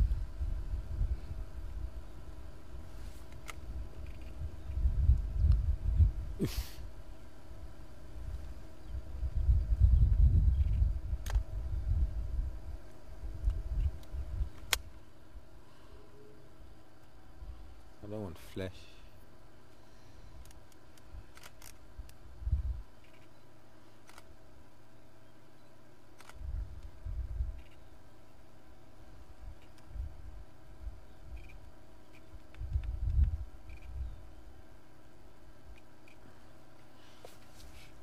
I'm trying to think back. I think the last time that lion was seen was maybe at Nkorokam. No, I'm not sure, Jack. Really can't tell you.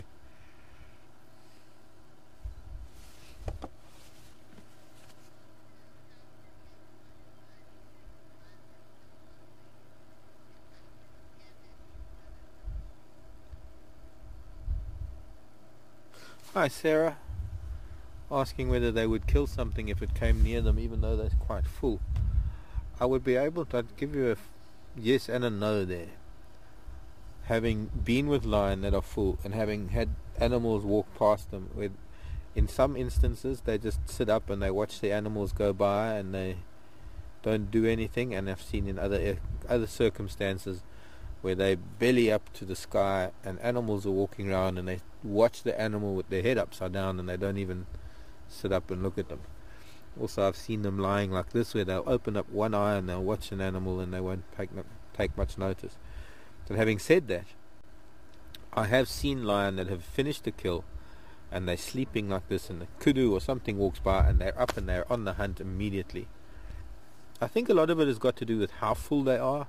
I think these boys especially, it is looking like the one on the left is a little bit more full than his brother. I'd say that it would slow them down too much.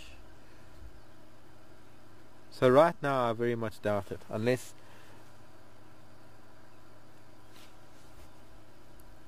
it was an easy catch. Now earlier on I was telling you about East Africa and how the lion lie around the edges of the lakes in Sulu Game Reserve waiting for animals to come down to drink, and you get big herds of buffalo there, herds of 400 odd strong buffalo. And I've seen Pride of Lion, one of the prides that we had as a study group on one lake, Lake Nzelekela, how they would lie in the palm fronds hiding full like this, and they'd wait until the buffalo come down and they'd go and kill a female, a pregnant buffalo cow, and remove the unborn calf and eat the calf and leave the mother, to a point where at one stage there must have been at least 6 whole buffalo females drying in the sun. It's not even the hyenas were getting to it. It was just at the time of the year when there's just so much that happens. And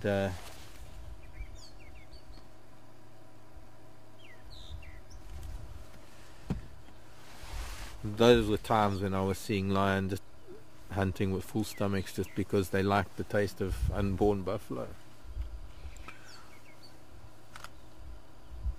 And they were so full that that's all that they could eat. They couldn't eat further than that.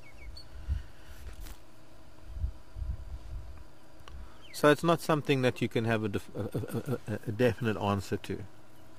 I think it depends on the cats, it depends on the day, it depends on what prey it is, it depends on how full they are.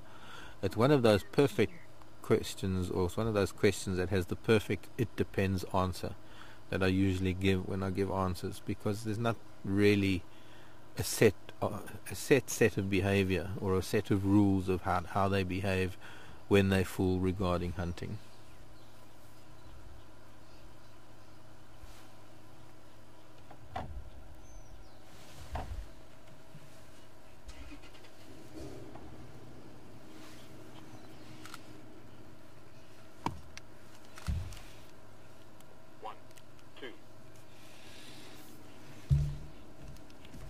Are you going to Ingwe?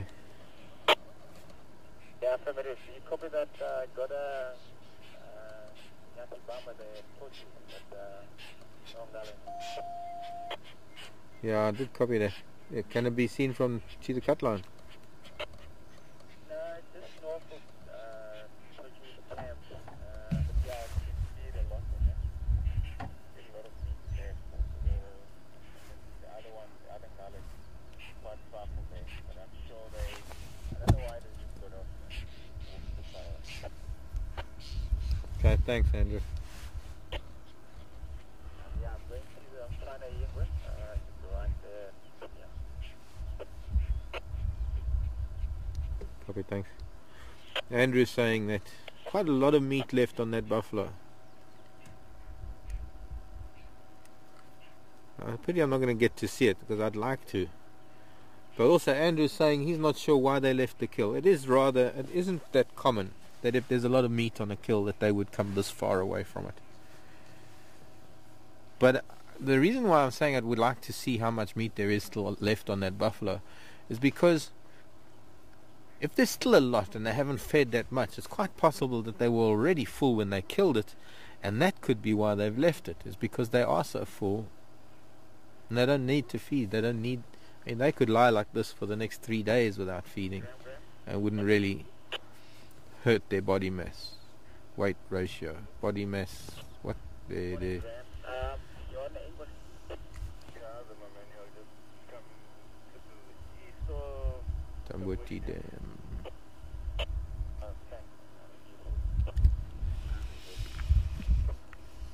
We'll see if we can get there as well in a little while.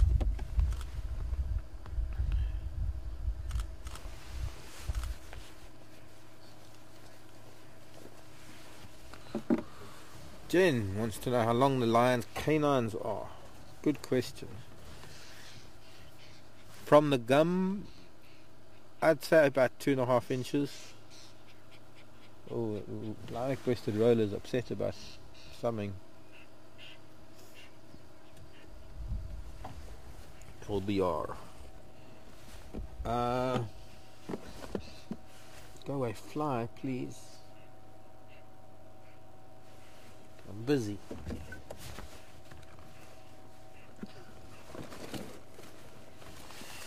Let me see. 2.5 inches.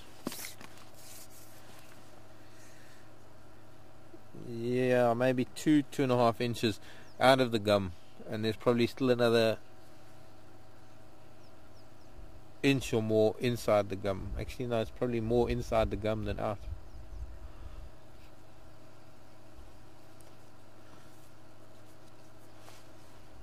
I don't think they'd really let me go and measure them right now.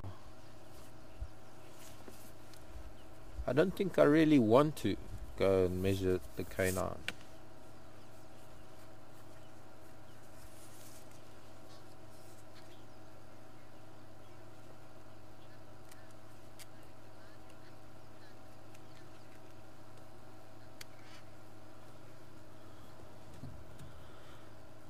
Hello Lucille and Jim. Interesting question. If a lioness is killed, will another lioness take care of the cubs? Well, forgive me if I'm going to say it depends. Tara, please can I get this insect on the dashboard? I've been talking about it so much in time, and some people might remember me talking about it. This one here. Oh, I pointed it and it flew away. If it comes back. It was a stalk-eyed fly. Some of you have heard me talk about stalk-eyed flies. And it wasn't. It was a special stalk-eyed fly. Okay, sorry. The seal. See, I get distracted very, very easily, even if it's a little fly on the dashboard sitting with big male lions. Just had a fly up my nose, made it itchy. Yes and no. Sometimes, let's have a look at those canines. It's about maybe 2 inches. His lower canines. Can't see his up until he yawns. Can you yawn, please? Big yawn, open wide. No, okay, don't.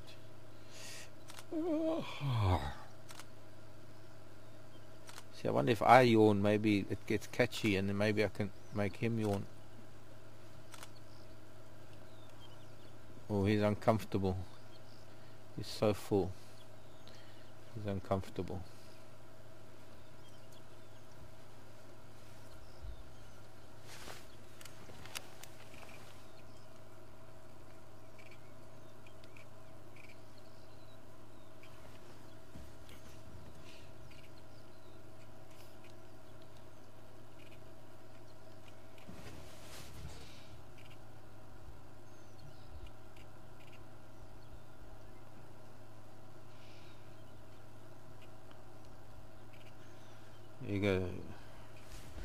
Look at that, two magnificent animals, icons of Africa. And if they go any further east, we're gonna have to say goodbye, boys.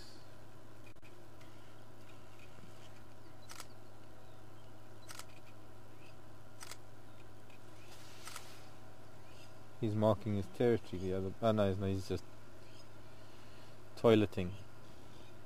And that unfortunately is almost upwind. I hope not, because that is not going to be pleasant.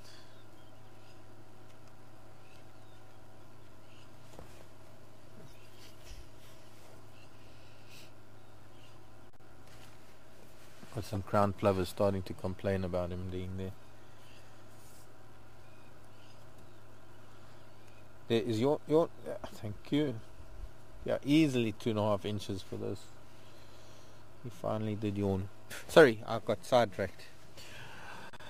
I think partly it depends on the age of the cubs, partly it depends on the pride, and partly it depends on the circumstances, and partly it'll depend on the relationship of the females within the pride. Aha. What? It's got a whiff. Yes, I just got a whiff too. Just as you said it hit me. Why can't we have our normal southerly wind coming up to the cut line now? Fortunately he didn't go too far, he just went to the toilet and he came back. I'm going to move shortly. Look how full he is, his back is bent, his tummy's so full.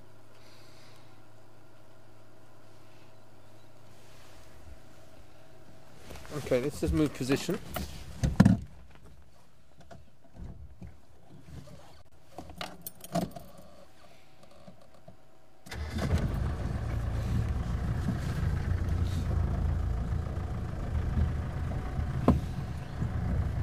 You see, lion are one of the few animals that engage in what we call allosuckling, where a lioness is likely to suckle cubs that are not her own, as long as they may be her sisters or within the pride, obviously not unrelated cubs. And it is possible that if they're still suckling, if they're that young and their mother passes on, and there are other cubs of similar age, it's possible that yes, maybe they will be suckled from the other lioness. Oh, this is a bit low.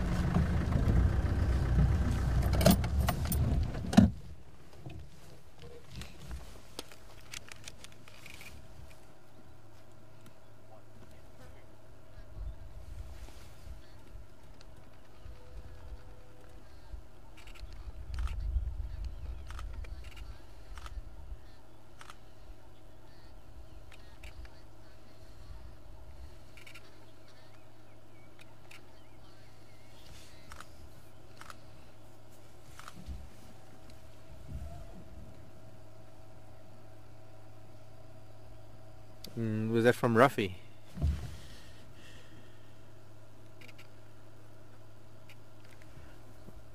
Okay, didn't copy that. Interesting question from Ruffy.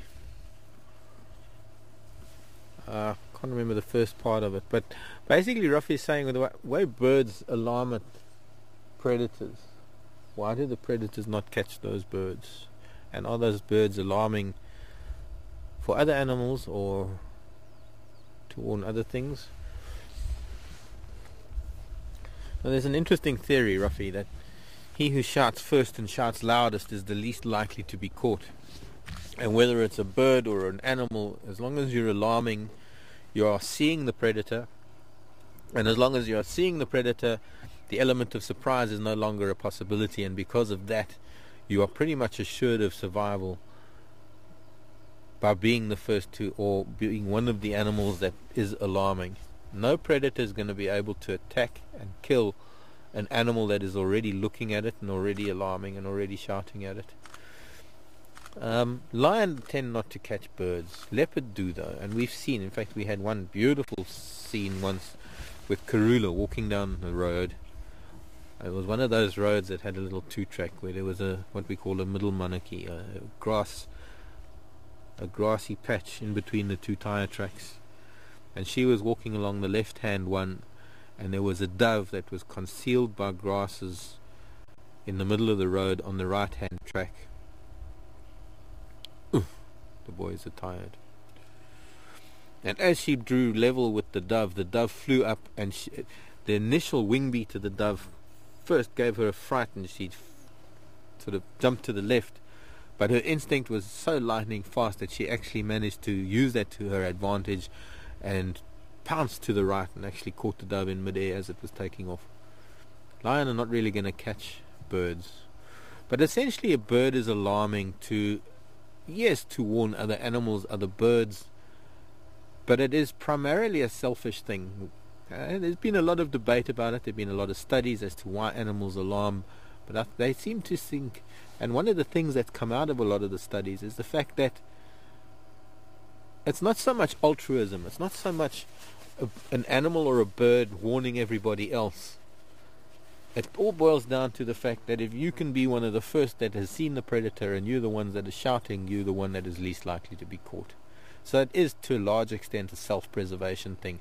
It does have a secondary purpose, and that is to help make everything else aware that there is a predator, because after all, the more animals there are that are aware that the predator is around and are shouting at the predator, the greater the likelihood that that predator, whether it is an eagle or a lion or a leopard, the greater chance there is of that predator having to move away from that area, because its hunting it no longer has the element of surprise. I hope that answers the question, Rafi.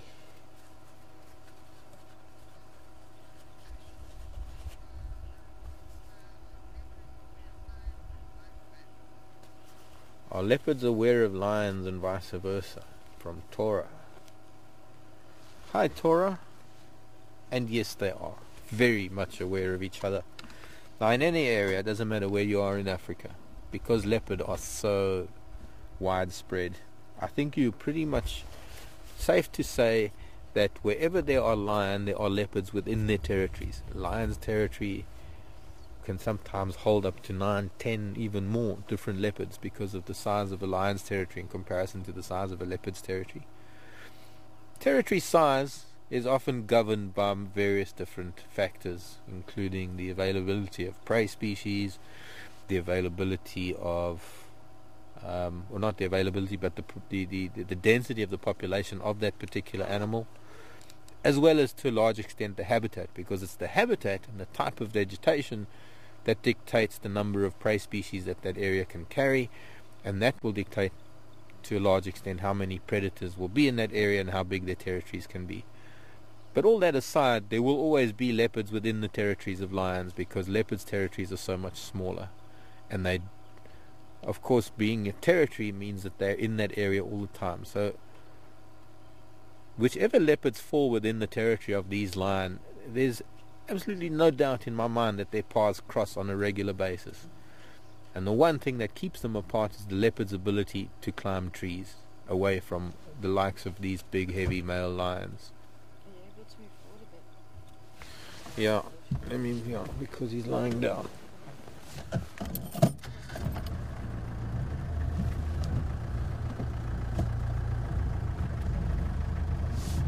Now they are competing for the same food, and that makes them competitors, and that makes them, in some respects, makes them enemies. And if a lion is able to get hold of a leopard, it wouldn't hesitate to kill it.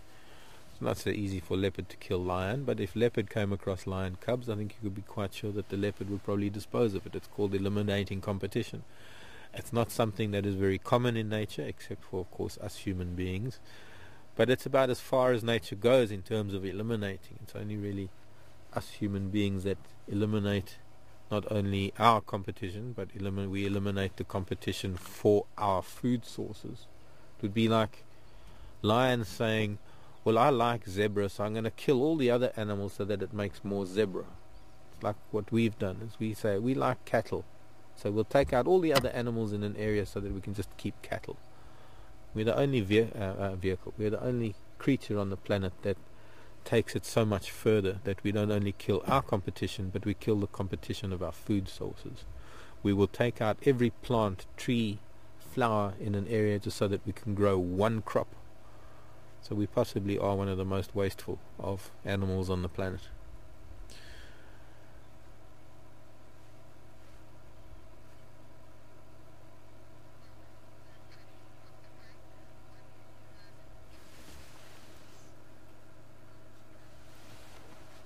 Hello Frank, can't give you an answer, I'm afraid. Frank wants to know the pounds per square inch pressure of the jaws of a lion. I'd have to Google it, Frank. I haven't the faintest idea. I have to be honest with you. I know that tests were done. I know that there's been stuff on TV where they had this thing on the end of a stick and they got a crocodile to bite it and they got all sorts of things to bite it. And they might have got some figures out of it, but I don't think you could ever really gauge it based on an artificial thing like that. You know, we had circumstances a year ago where, fortunately it was before these Matimbas came in, but when the Majinga lions moved into this area, another group of 5 big males, and they clashed with the previous coalition of males that held reign here, and there was an incredible fight much further east from here. Sadly we didn't get to see it, we only heard about the aftermath. But in circumstances like that, where you've got 2 big males fighting and you have one big male actually biting into the head or the throat of another lion, I think the amount of aggression, the amount of adrenaline, the circumstances under which that is happening, you will find a greater pound per square inch being exerted by those jaws than when it is, say, chewing on a buffalo. By the same token, when a lion is throttling a buffalo, probably it's biting down harder and holding on tighter than if you were to put some sort of gauge in a piece of meat and give it to the lion. I hope you know what I'm getting at. I mean, I don't know how one would measure pounds per square inch of the bite of an animal, because the strength at which it bites will vary depending on the circumstances. But anyways, I've never seen figures. I know that there were figures put out, and there was crocodile and hyena and snapping turtle and lion, but I haven't the faintest idea. I have to be honest with you, I don't like using those kind of figures. Not every lion is going to bite with the same bite pressure, and not every time it bites. I don't know. I suppose the question is what is the most? I still can't answer it. I'd have to get you viewers out there to do a bit of Googling to give me an answer. Perhaps we should leave these boys sleeping. Go and find our friend Induna, see if he's back on his kill. I'm a little reluctant to, because although they're full and they tend to be sleeping, the temperatures are still quite cool.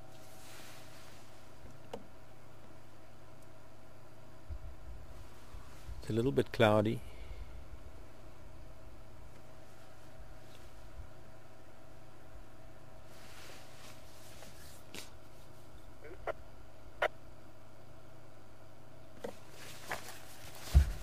Maybe we'll give it a few more minutes, watch them a little bit more.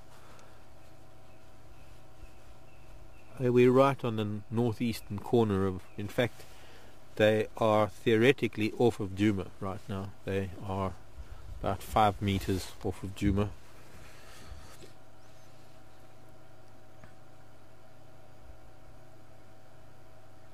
And if they go anywhere north or east from here, we're not going to see them again for a while.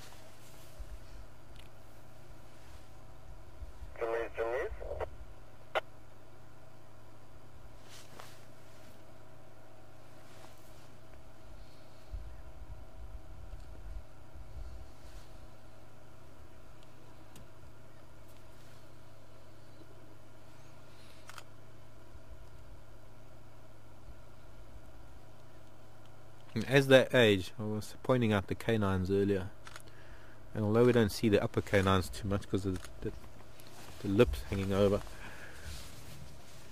when you see an old lion from chewing on bone all his life, from about the age of 6 or so, those canines start wearing down, start getting a little bit rounded.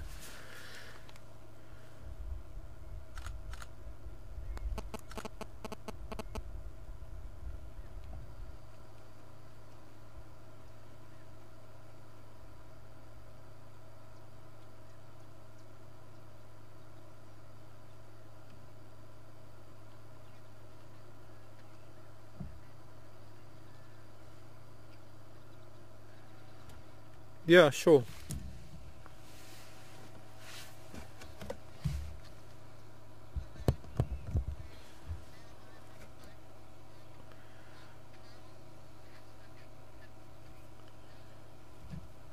Thanks, Randy. 1,000 pounds or 453 kilos. Is that pounds per square inch? PSR. Thanks, Randy. 1,000 pounds.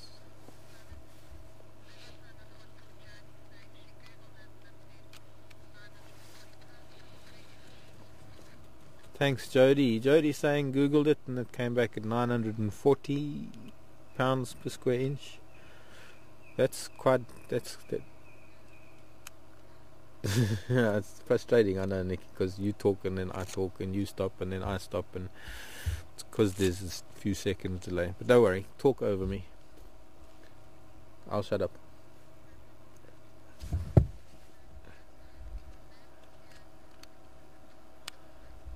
And Nat Geo says 600 pounds per square inch. See, we've got 3 different measurements, although 940 and 1,000 are pretty close.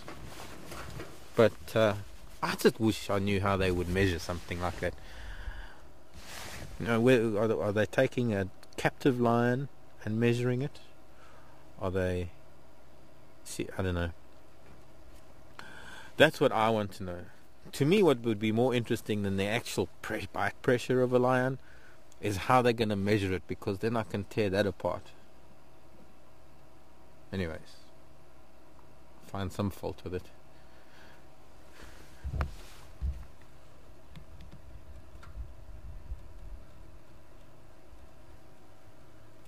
No, I'll get that when I come back, maybe. Or forward it to me, mark@juma.com. Thanks, Josie. Evidently Josie sending in about 6 different animals. There's a bird in the Firebreak Road up ahead behind that elephant dung. It's a little bit far. I don't know if we can get it. Be a nice one to do for a guessing game.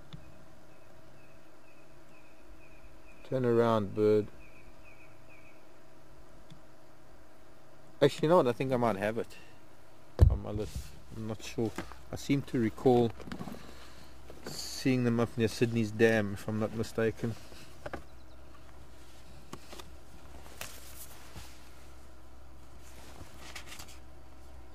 But then I don't know if I marked it off. Anyway, send it in if you know what it is. Lovely black and white speckled chest.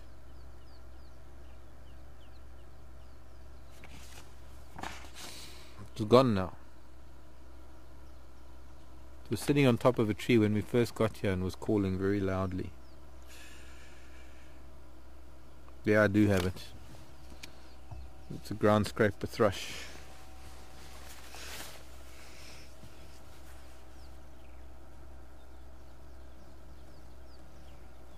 Okay, boys are sleeping. I think let's go via Buffleshoek Dam and then back onto the cut line, and we'll go down and see if Induna's still up a tree with his kill.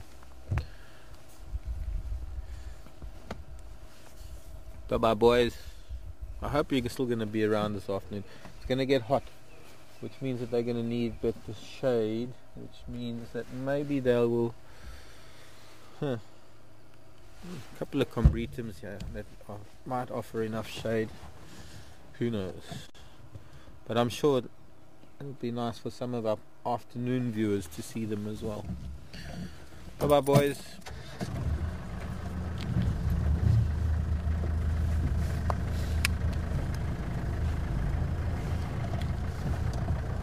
Alright, so I see how that video as well there. In a second. near Matimba. Just had a quick pass by Harrier, so that you know.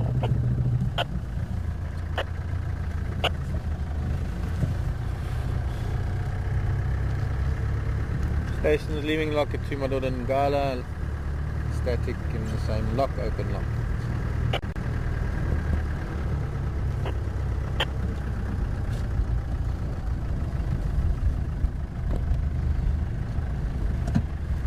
Seoul is a happy camper, and I'm sure a lot of people too, finally getting to see the logo of Juma. In fact, at one moment one of them was standing just perfectly, and it looked, where's my little booklet on?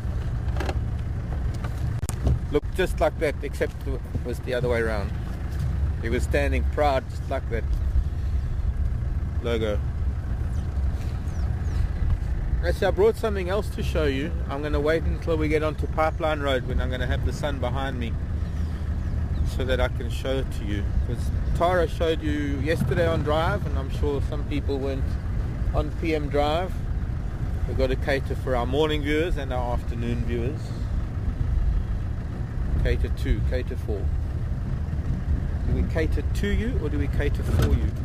I suppose we cater to you, and if we were giving you food, we would be catering for you.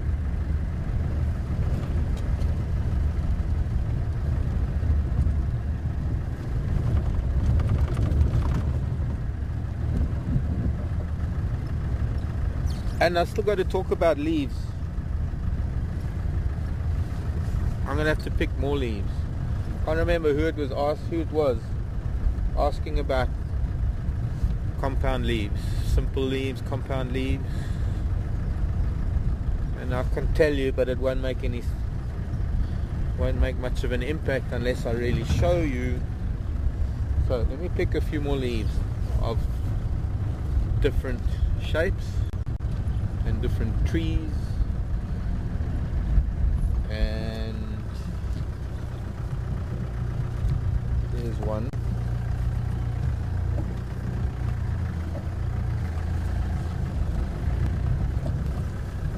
There's another one. Borrowing your leaf. I'll bring it back. I've got super glue. That's a baby marula that I just picked it off of, by the way. It's a little baby marula. It's another baby marula. Probably children of this big marula.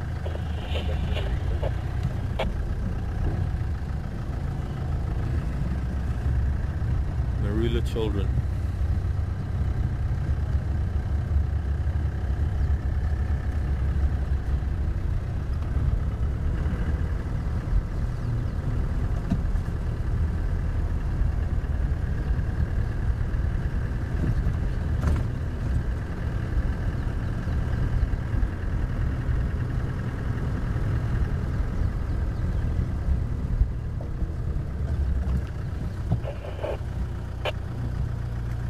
Those leaves. Now I need some.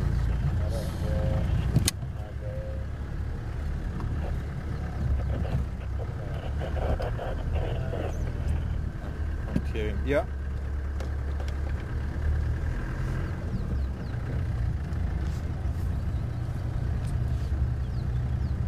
Okay, that bird was a ground scraper thrush, by the way, but I do have it on my list.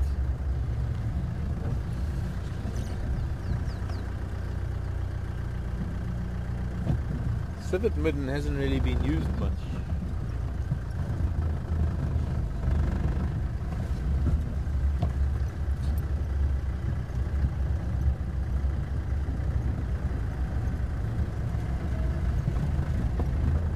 Okay, one more of this type of leaf. And then I need some of the other type of leaves.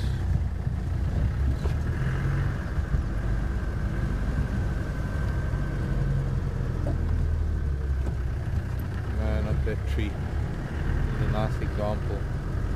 Oh yes, I wanted one of these because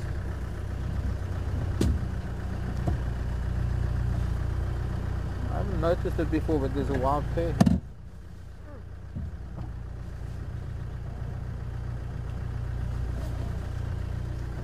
I didn't see it in flower when it was in flower, if it was in flower. Not many wild pears on this property. Dombea rotundifolia, because it's got a round leaf. Rotundifolia.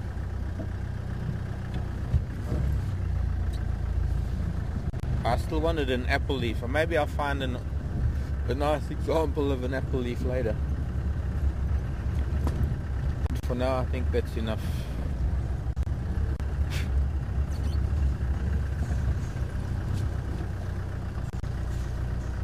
No, it's not a fully grown leaf. Okay, let me stop quickly. Ants are building things. Okay. First off, let me show you. I had a question earlier, what is a compound leaf? Now, when we look at leaves, this is one leaf, and it's fairly easy to remember. When you have a single leaf like this, and of course it becomes very difficult sometimes to tell whether something is a simple leaf or a compound leaf, but when a plant has only one leaf like this, one big leaf, we call it a simple leaf. This is the round leaf wild pear, or the Dombea rotundifolia wild pear, not really called round leaf wild pear, but its scientific name is rotundifolia, which refers to or alludes to the round leaf. That's one leaf. Now if we look at another leaf that's called a compound leaf, this, let's put it up there, that one, that's the wattle. Here is a marula. Here is a senna or monkey pod. Hang on, let me see if I can make it easier to stick in 3 different examples. Actually, here's the sickle bush. Make it 4 different examples. These are called compound leaves because each one of these is one leaf, but it is made up of what we call leaflets, because in a hot, dry climate like this, if this was to be one big leaf, it would have a very, very large surface area, and of course having a very large surface area in a very hot and dry climate is far more, requires a lot more energy to maintain than if it was what we call a compound leaf, with almost covering the same surface area in terms of photosynthesis, yet it doesn't have such a large surface exposed to the sun.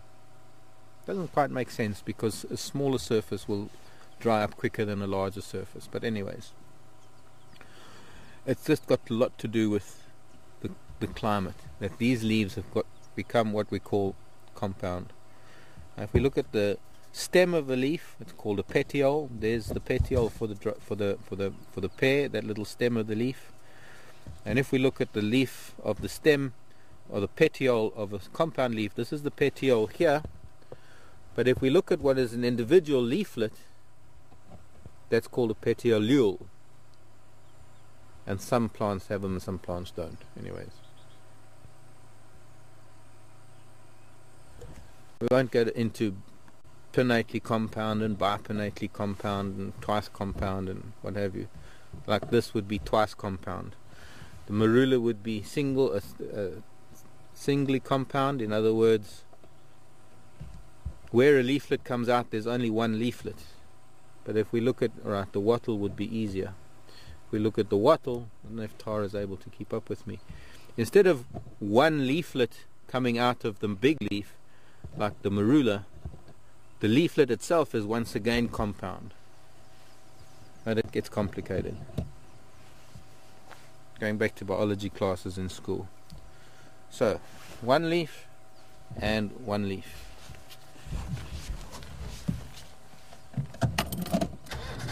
And just because it's a big leaf doesn't necessarily mean that it is a simple leaf. And that's why I want to find the apple leaf. The apple leaf and maybe the round leaf teak, to show you how big those compound leaves can be.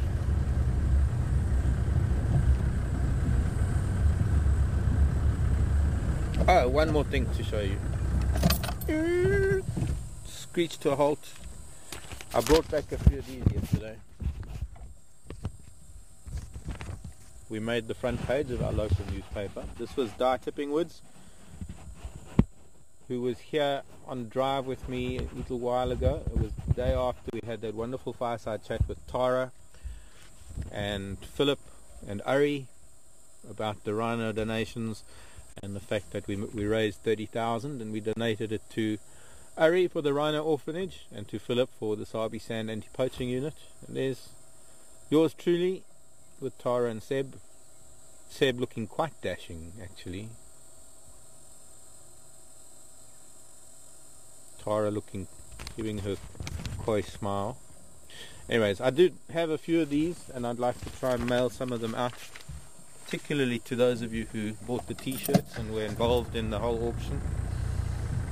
Don't have many. I went to the offices of K2C yesterday and bought a pile, and then I went to buy a few envelopes. So I'm going to have to fold them double to send them. You can actually read the article on the blog as well. And you can read the article that is written there. You can read the article on the blog. And I think there are 1 or 2 extra photos on the blog that didn't appear in the newspaper. Obviously, space restrictions in the newspaper. It's just a little local publication. It's a free newspaper handed out to businesses. It mostly relies on advertising, so you'll find that the newspaper is full of business adverts for the local community. But it is a community newspaper. It's not really a widely distributed newspaper. They're saying that they have 8,000 distributed weekly.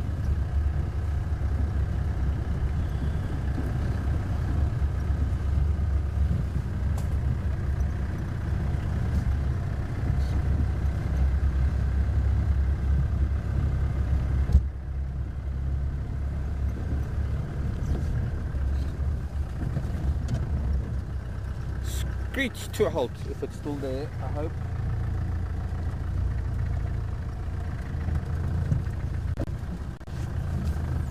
Don't you dare fly away.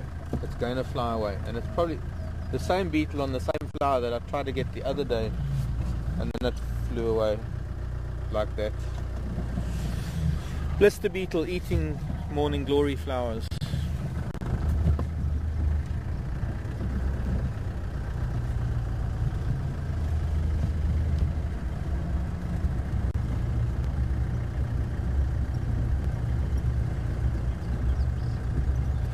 Cantharidin is the substance, I think, if I'm not mistaken. Cantharidin, if you want to Google that, Cantharidin, or yeah, Cantharidin. Might be IN at the end, which is the substance that beetle produces at the base of its legs. That is very acidic, causes blistering. Hence the name blister beetle. And they can be an economic pest, agricultural pest, because of their predilection for flowers, flowers of certain families. Morning glories are one of them, but they like the potato or aubergine family, so they can damage crops. But the interesting thing is that as a larva, well, I guess you could call it a larva, but in its larval stage, it has an importance and a benefit for farmers, because the blister beetle as a larva has to and can only feed on the eggs and the hatchlings of grasshoppers and obviously locusts, and they can be quite a formidable force against grasshoppers. Only when they get big, they do more damage than the grasshoppers, so they can't really be used as a biological pest control. The substance that they exude, though, is of some medicinal use, of some pharmaceutical value.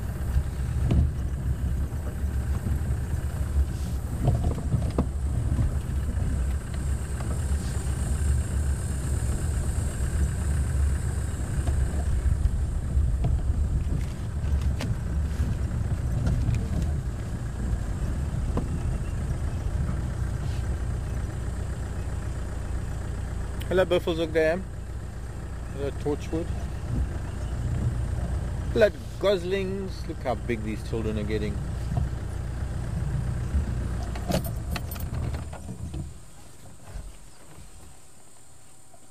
forget when we first saw them how tiny they were. And all 7 of them doing very well.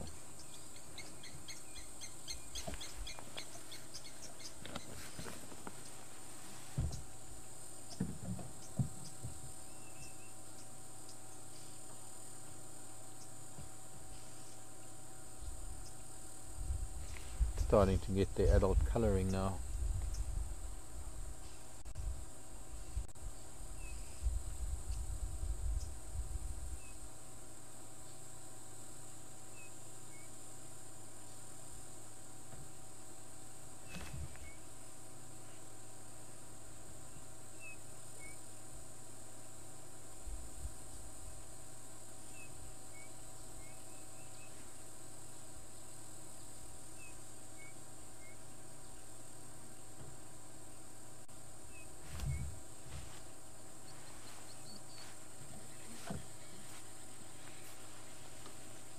Okay, let's go.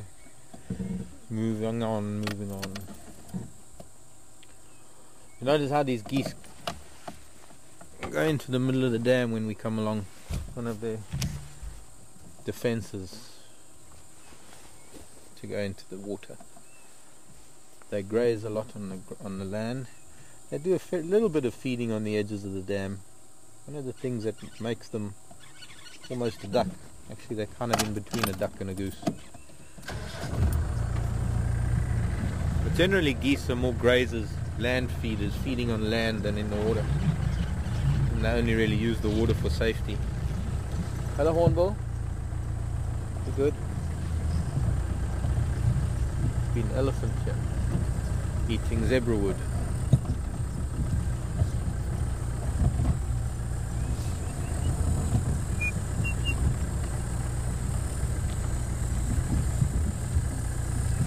There, 2 of them. I hope we can get them because we might get that beautiful green. Do I need to go back a bit? No. There we go. How about an ID on that special bird?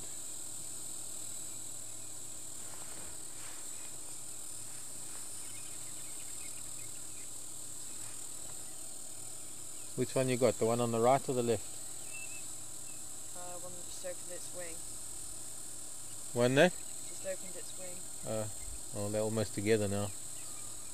But it looks like they might be courting. Could be the male on the left that's trying to...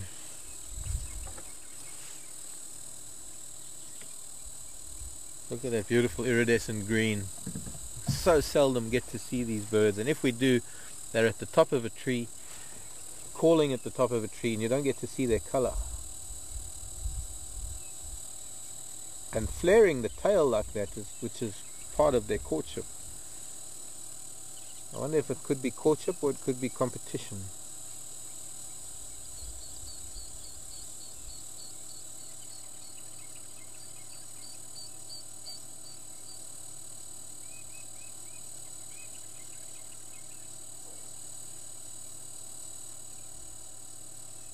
No, I'm not allowed to say the name of the bird. I'm waiting for viewers to tell me the name of the bird. Thanks, Nikki. Some obvious. Okay.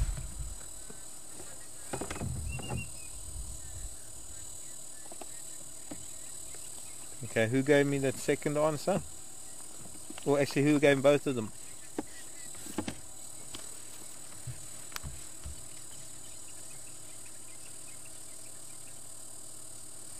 Okay, Laurie, little bee eater, no. Remember, Laurie, look at that, both of them sitting there out in the open. Penny, hello Penny, and hello to Bobby, please. Penny says Dedrick's cuckoo.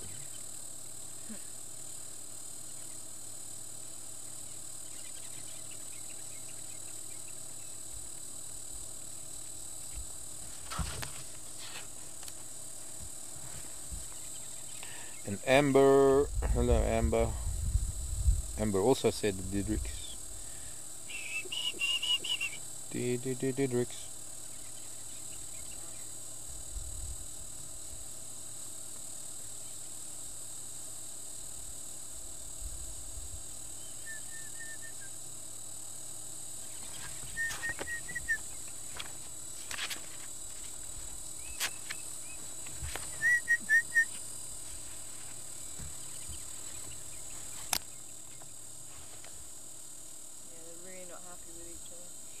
Yeah, I'm starting to think that it's more the display on against each other rather than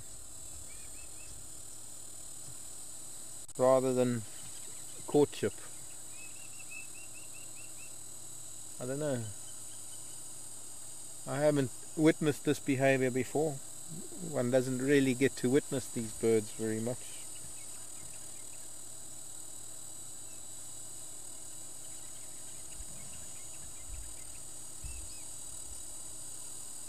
It's like shaking a fist at the other one, but he doesn't have a fist, he's only got a wing. Only thing we can do is wait and see. I did hear some weavers earlier, and there are weavers somewhere around here building nests. And those are the birds that they will parasitize. Thanks, Penny.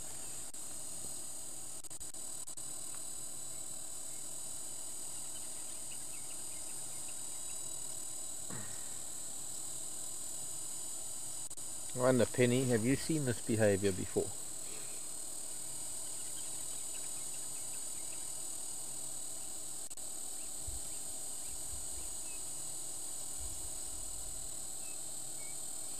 They're definitely posturing. And because they're both doing the same thing, I'm thinking that, well, they're arguing over who's going to get to parasitize these weavers.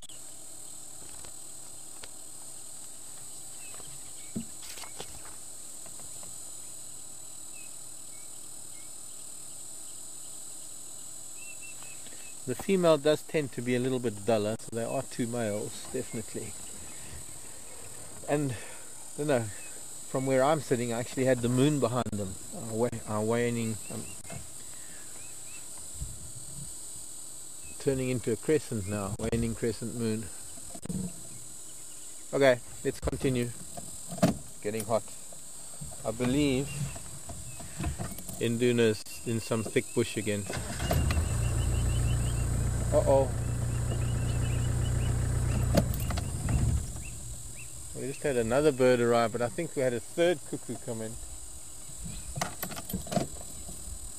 No, it's not a cuckoo. What is it? It's got something in its beak. Sorry.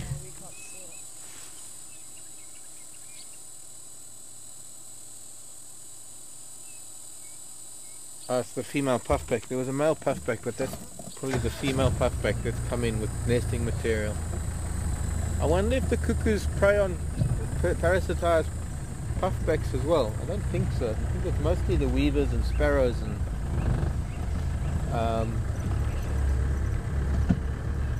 bowl nest birds. Oh, look at you, Mr. Nyala.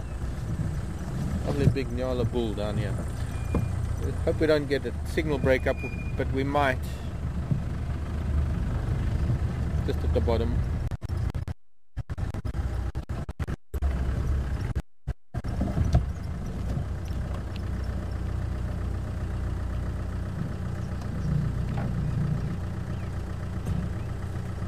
Monsieur Nyala.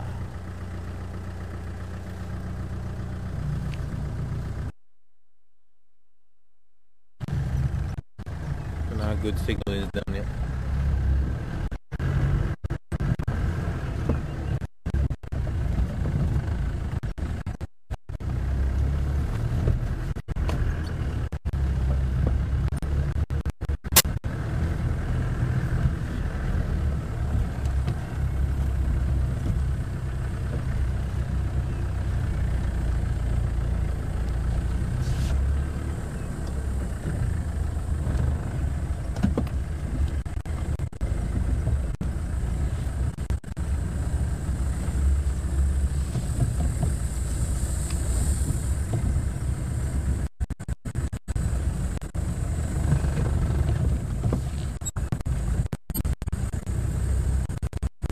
Thank you.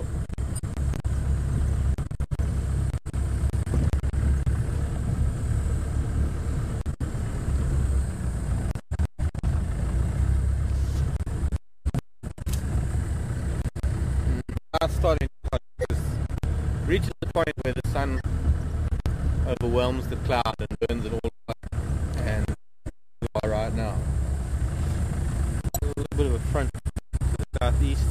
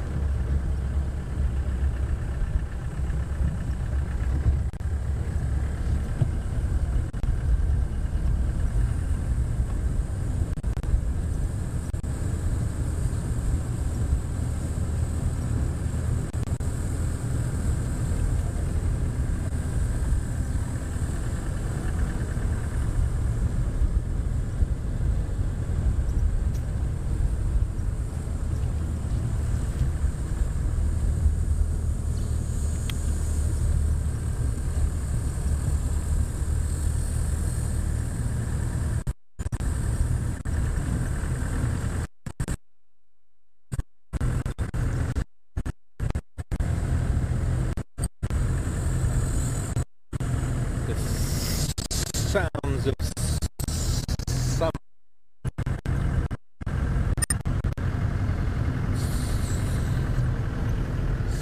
cicadas or cicadas.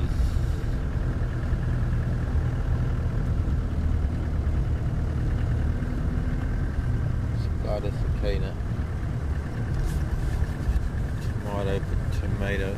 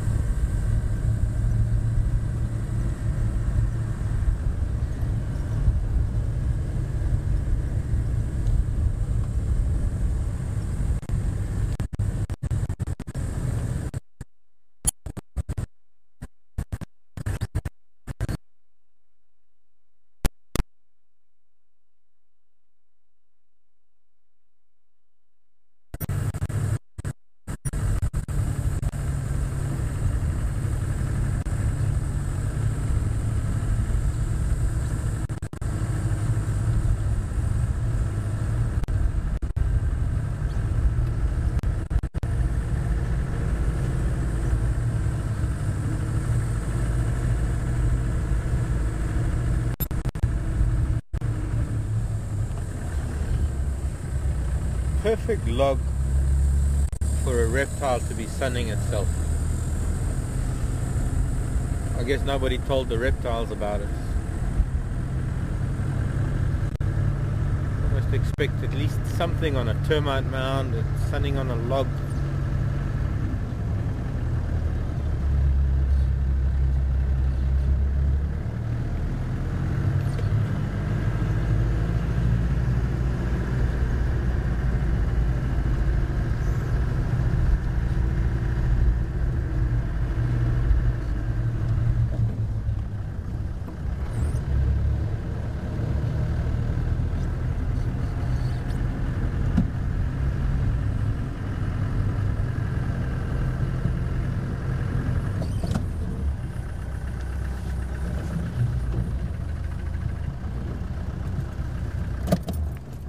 Who you? Up in the tree. Who you? I think I know who it is.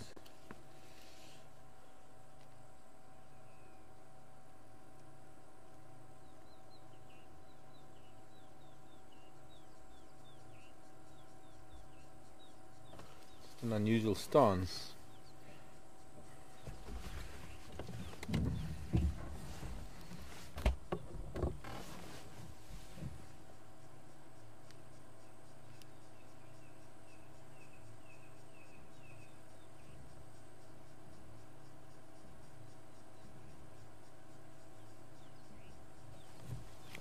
Just it standing strangely, but it's brown snake eagle.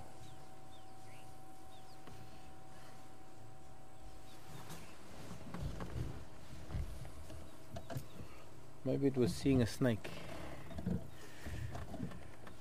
A snake for a snack. A snack for a snake.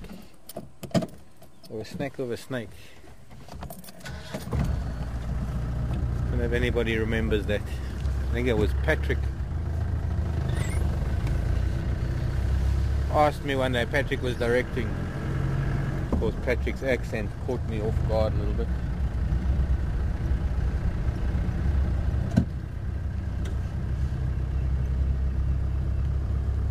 And I think the question was, do we ever have snakes on the vehicle? No, snacks. Not snakes. But I took it that the question was snakes. Gosh, you're loud, aren't you? Where are you? Huge bird. Should be able to see it. Can't do that call. It's too high pitched. Throwing his voice away.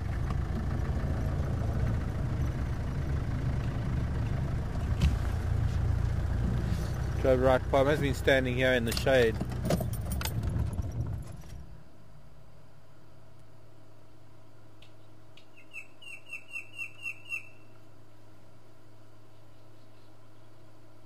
And that little run. Gone behind bushes now. Oh.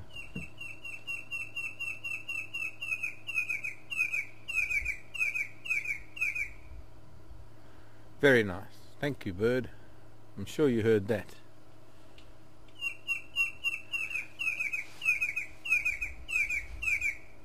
Very loud. Normally a lot more clicking. Only clicking once or twice. Sometimes got to sing over my voice. Sometimes that clicking will go on for quite a while, and that will lead into that whistling. He's just in a hurry to get to the whistling. He's not doing too much clicking. So, who is he? Our last ID of the morning. Okay. I'll try and move forward because he's behind the tree.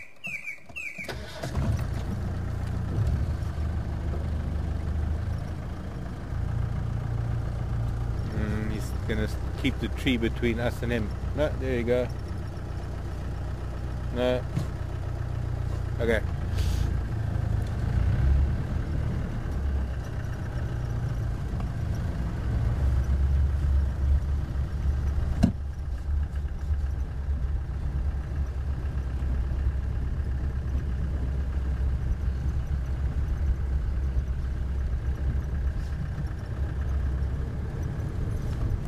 Red-crested corehorn.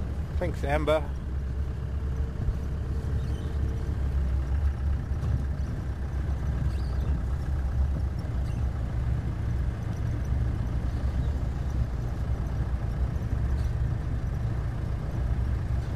RC and Jack Lemons. Oh, Jack Lemons said Thickney. Sorry, Jack. I just sound the buzzer for you. Thickney. Okay, well, tracks are going off. Obviously we can't go in here, but tracks are going off the road here to that termite mound. Evidently Induna is lying up somewhere in the bushes here. And with the sun getting as hot as it is now, there's a good chance that in some dense shade. There he is. I see an ear. Let's see if we can get to see him through. I'm going to have to try and maneuver a little bit. Maybe point myself into this little gap. No, not going to see him there. He must have been watching me when I was strolling around earlier. But then, you know, this is a leopard that's seen me walking around a lot. Been at my room, been in camp. Let me know if you get to see him. There. No. Forward or back? Back a little bit. That should be good. Stop. Okay, fucking. There. Or did that roll forward out of view again? Oh, this, hold on. No. Need to go back. Or try roll forward. We've got a branch just in front of me.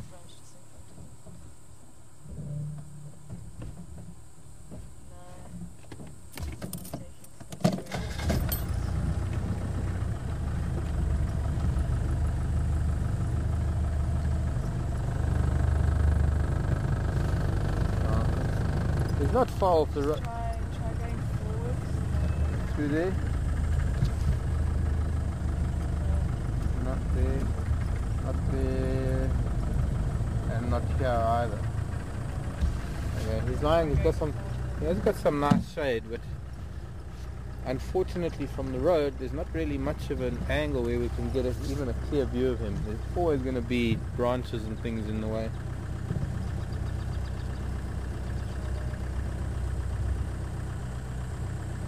See there, about the best, but it's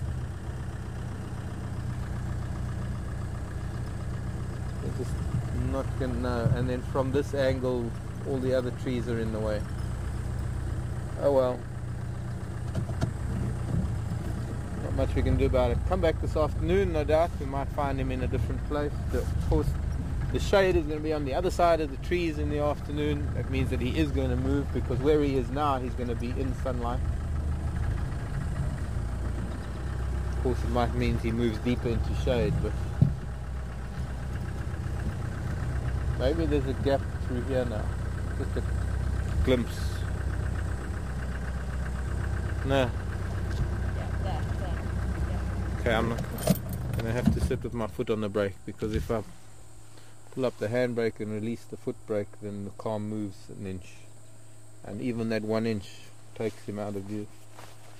But our friend Induna, you know, it's quite strange, because when I noticed the kill, actually I must tell you about this, because we came from the east, I was driving west, and because of the light, especially at that time of the day, it shows how important light is when it comes to tracking animals. Because I had the sun behind me, there's absolutely no way of seeing any tracks in the road whatsoever, and especially because it was so low. And it was only until I turned around on the way back to the lion after the buffalo and seeing the hyena, that we were facing east, that I noticed all the tracks and all the commotion that must have occurred here in the road. There must have been a squabble even, I'm guessing, with the hyena.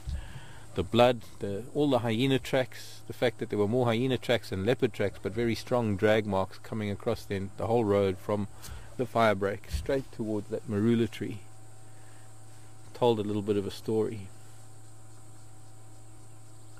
But it's weird, because when I saw the kill in the tree, it just all said Induna, and truly it is him. In that, if the kill had been treed when he had first caught it, the guys would have probably seen it yesterday. My guess is that he killed it even yesterday morning, and he's been on this kill not long after he killed that other impala on Gari Cutline, further behind us. I mean, it is a little far to be the same kill. Okay, we're going to move on.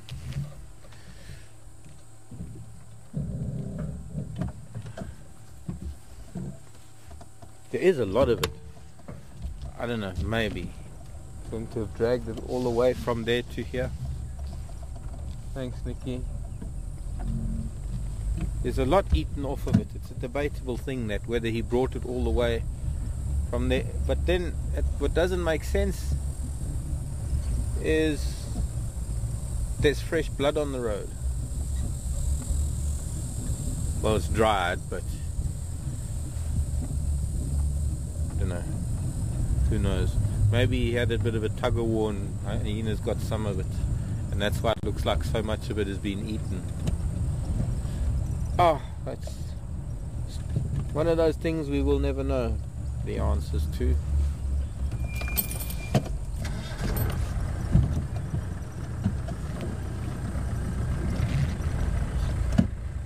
Oh, magnificent Kudu bulls down here. A little spot I've seen Induna feeding down here. We've seen Karula on kills down here. Let's see if we can get to see these boys. They don't get too shy. Magnificent Kudu bulls. And a flower I want to remind you about in a minute. Actually, I should take a photograph now, because there are insects on it and there's better sunlight on it than the first day I saw it. I'm going to do that just quickly. Kudu have gone behind trees. This beautiful yellow star lily, also known as a wild potato, hypoxis.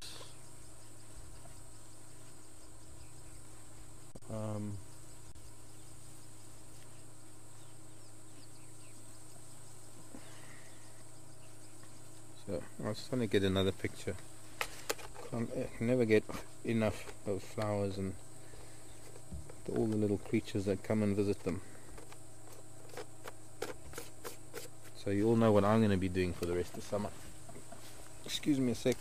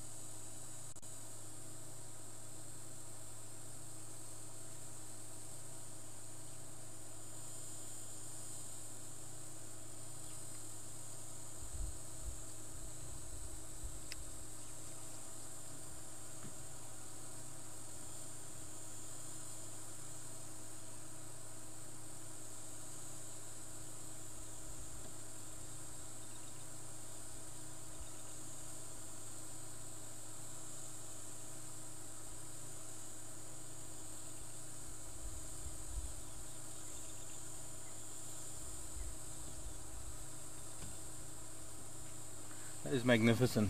I don't know if we can get, I can try and get closer so we can zoom in a bit better, but those are little beetles, covered in little beetles. There's got to be a dozen or so, and they're a type of jewel beetle, and I have to be honest, I've seen a lot of jewel beetles in my time, but I've never seen this particular species. Very pretty little jewel beetle. But to be able to get close to it, I don't know, I'm going to have to just angle the car and see how close we can get to it.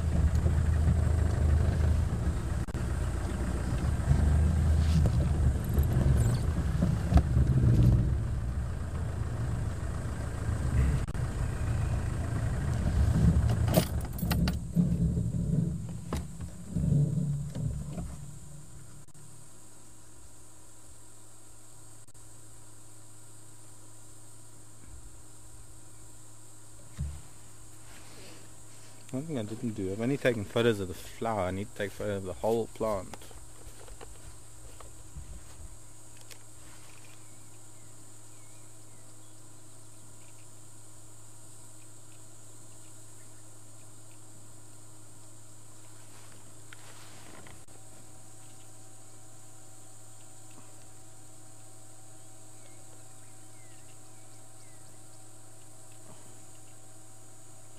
Are you able to see any of the beetles, sort of?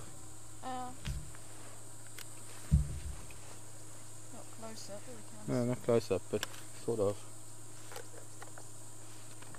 Okay, let's try and get to Harrier Dam before we close off. We're almost running out of time. Funny, you can actually tell the time, almost tell the time just by the heat of the morning. Hello, gee, are you coming to see what I'm looking at? Where did you come from? And don't you dare touch my flower.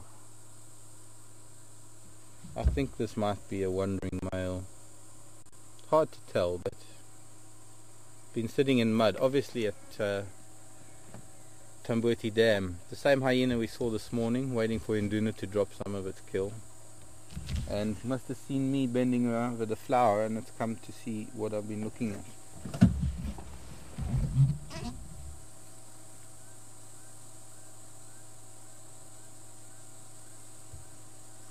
Thanks.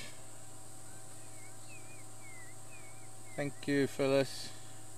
Jewel beetles. I've actually here found another. I've found one here on my finger. Look, here's one of them. And yes, it is a type of jewel beetle. Got a beautiful bronze coppery thorax.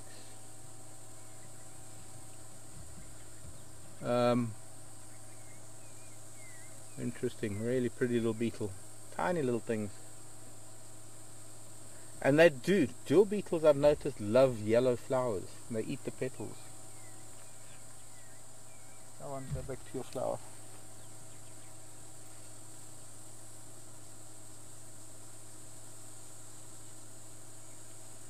Okay, I think, if I'm not mistaken, we're not going to have time to go anywhere right now. If I'm not mistaken, it's time to say goodbye.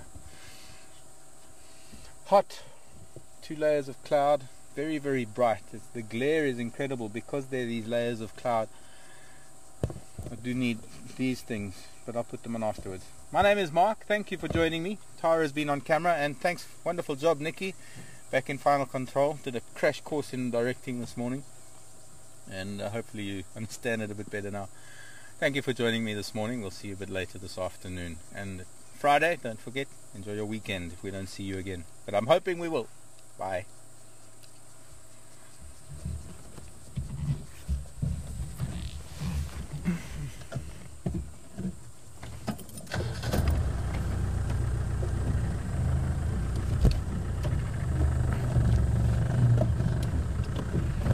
Okay, yeah.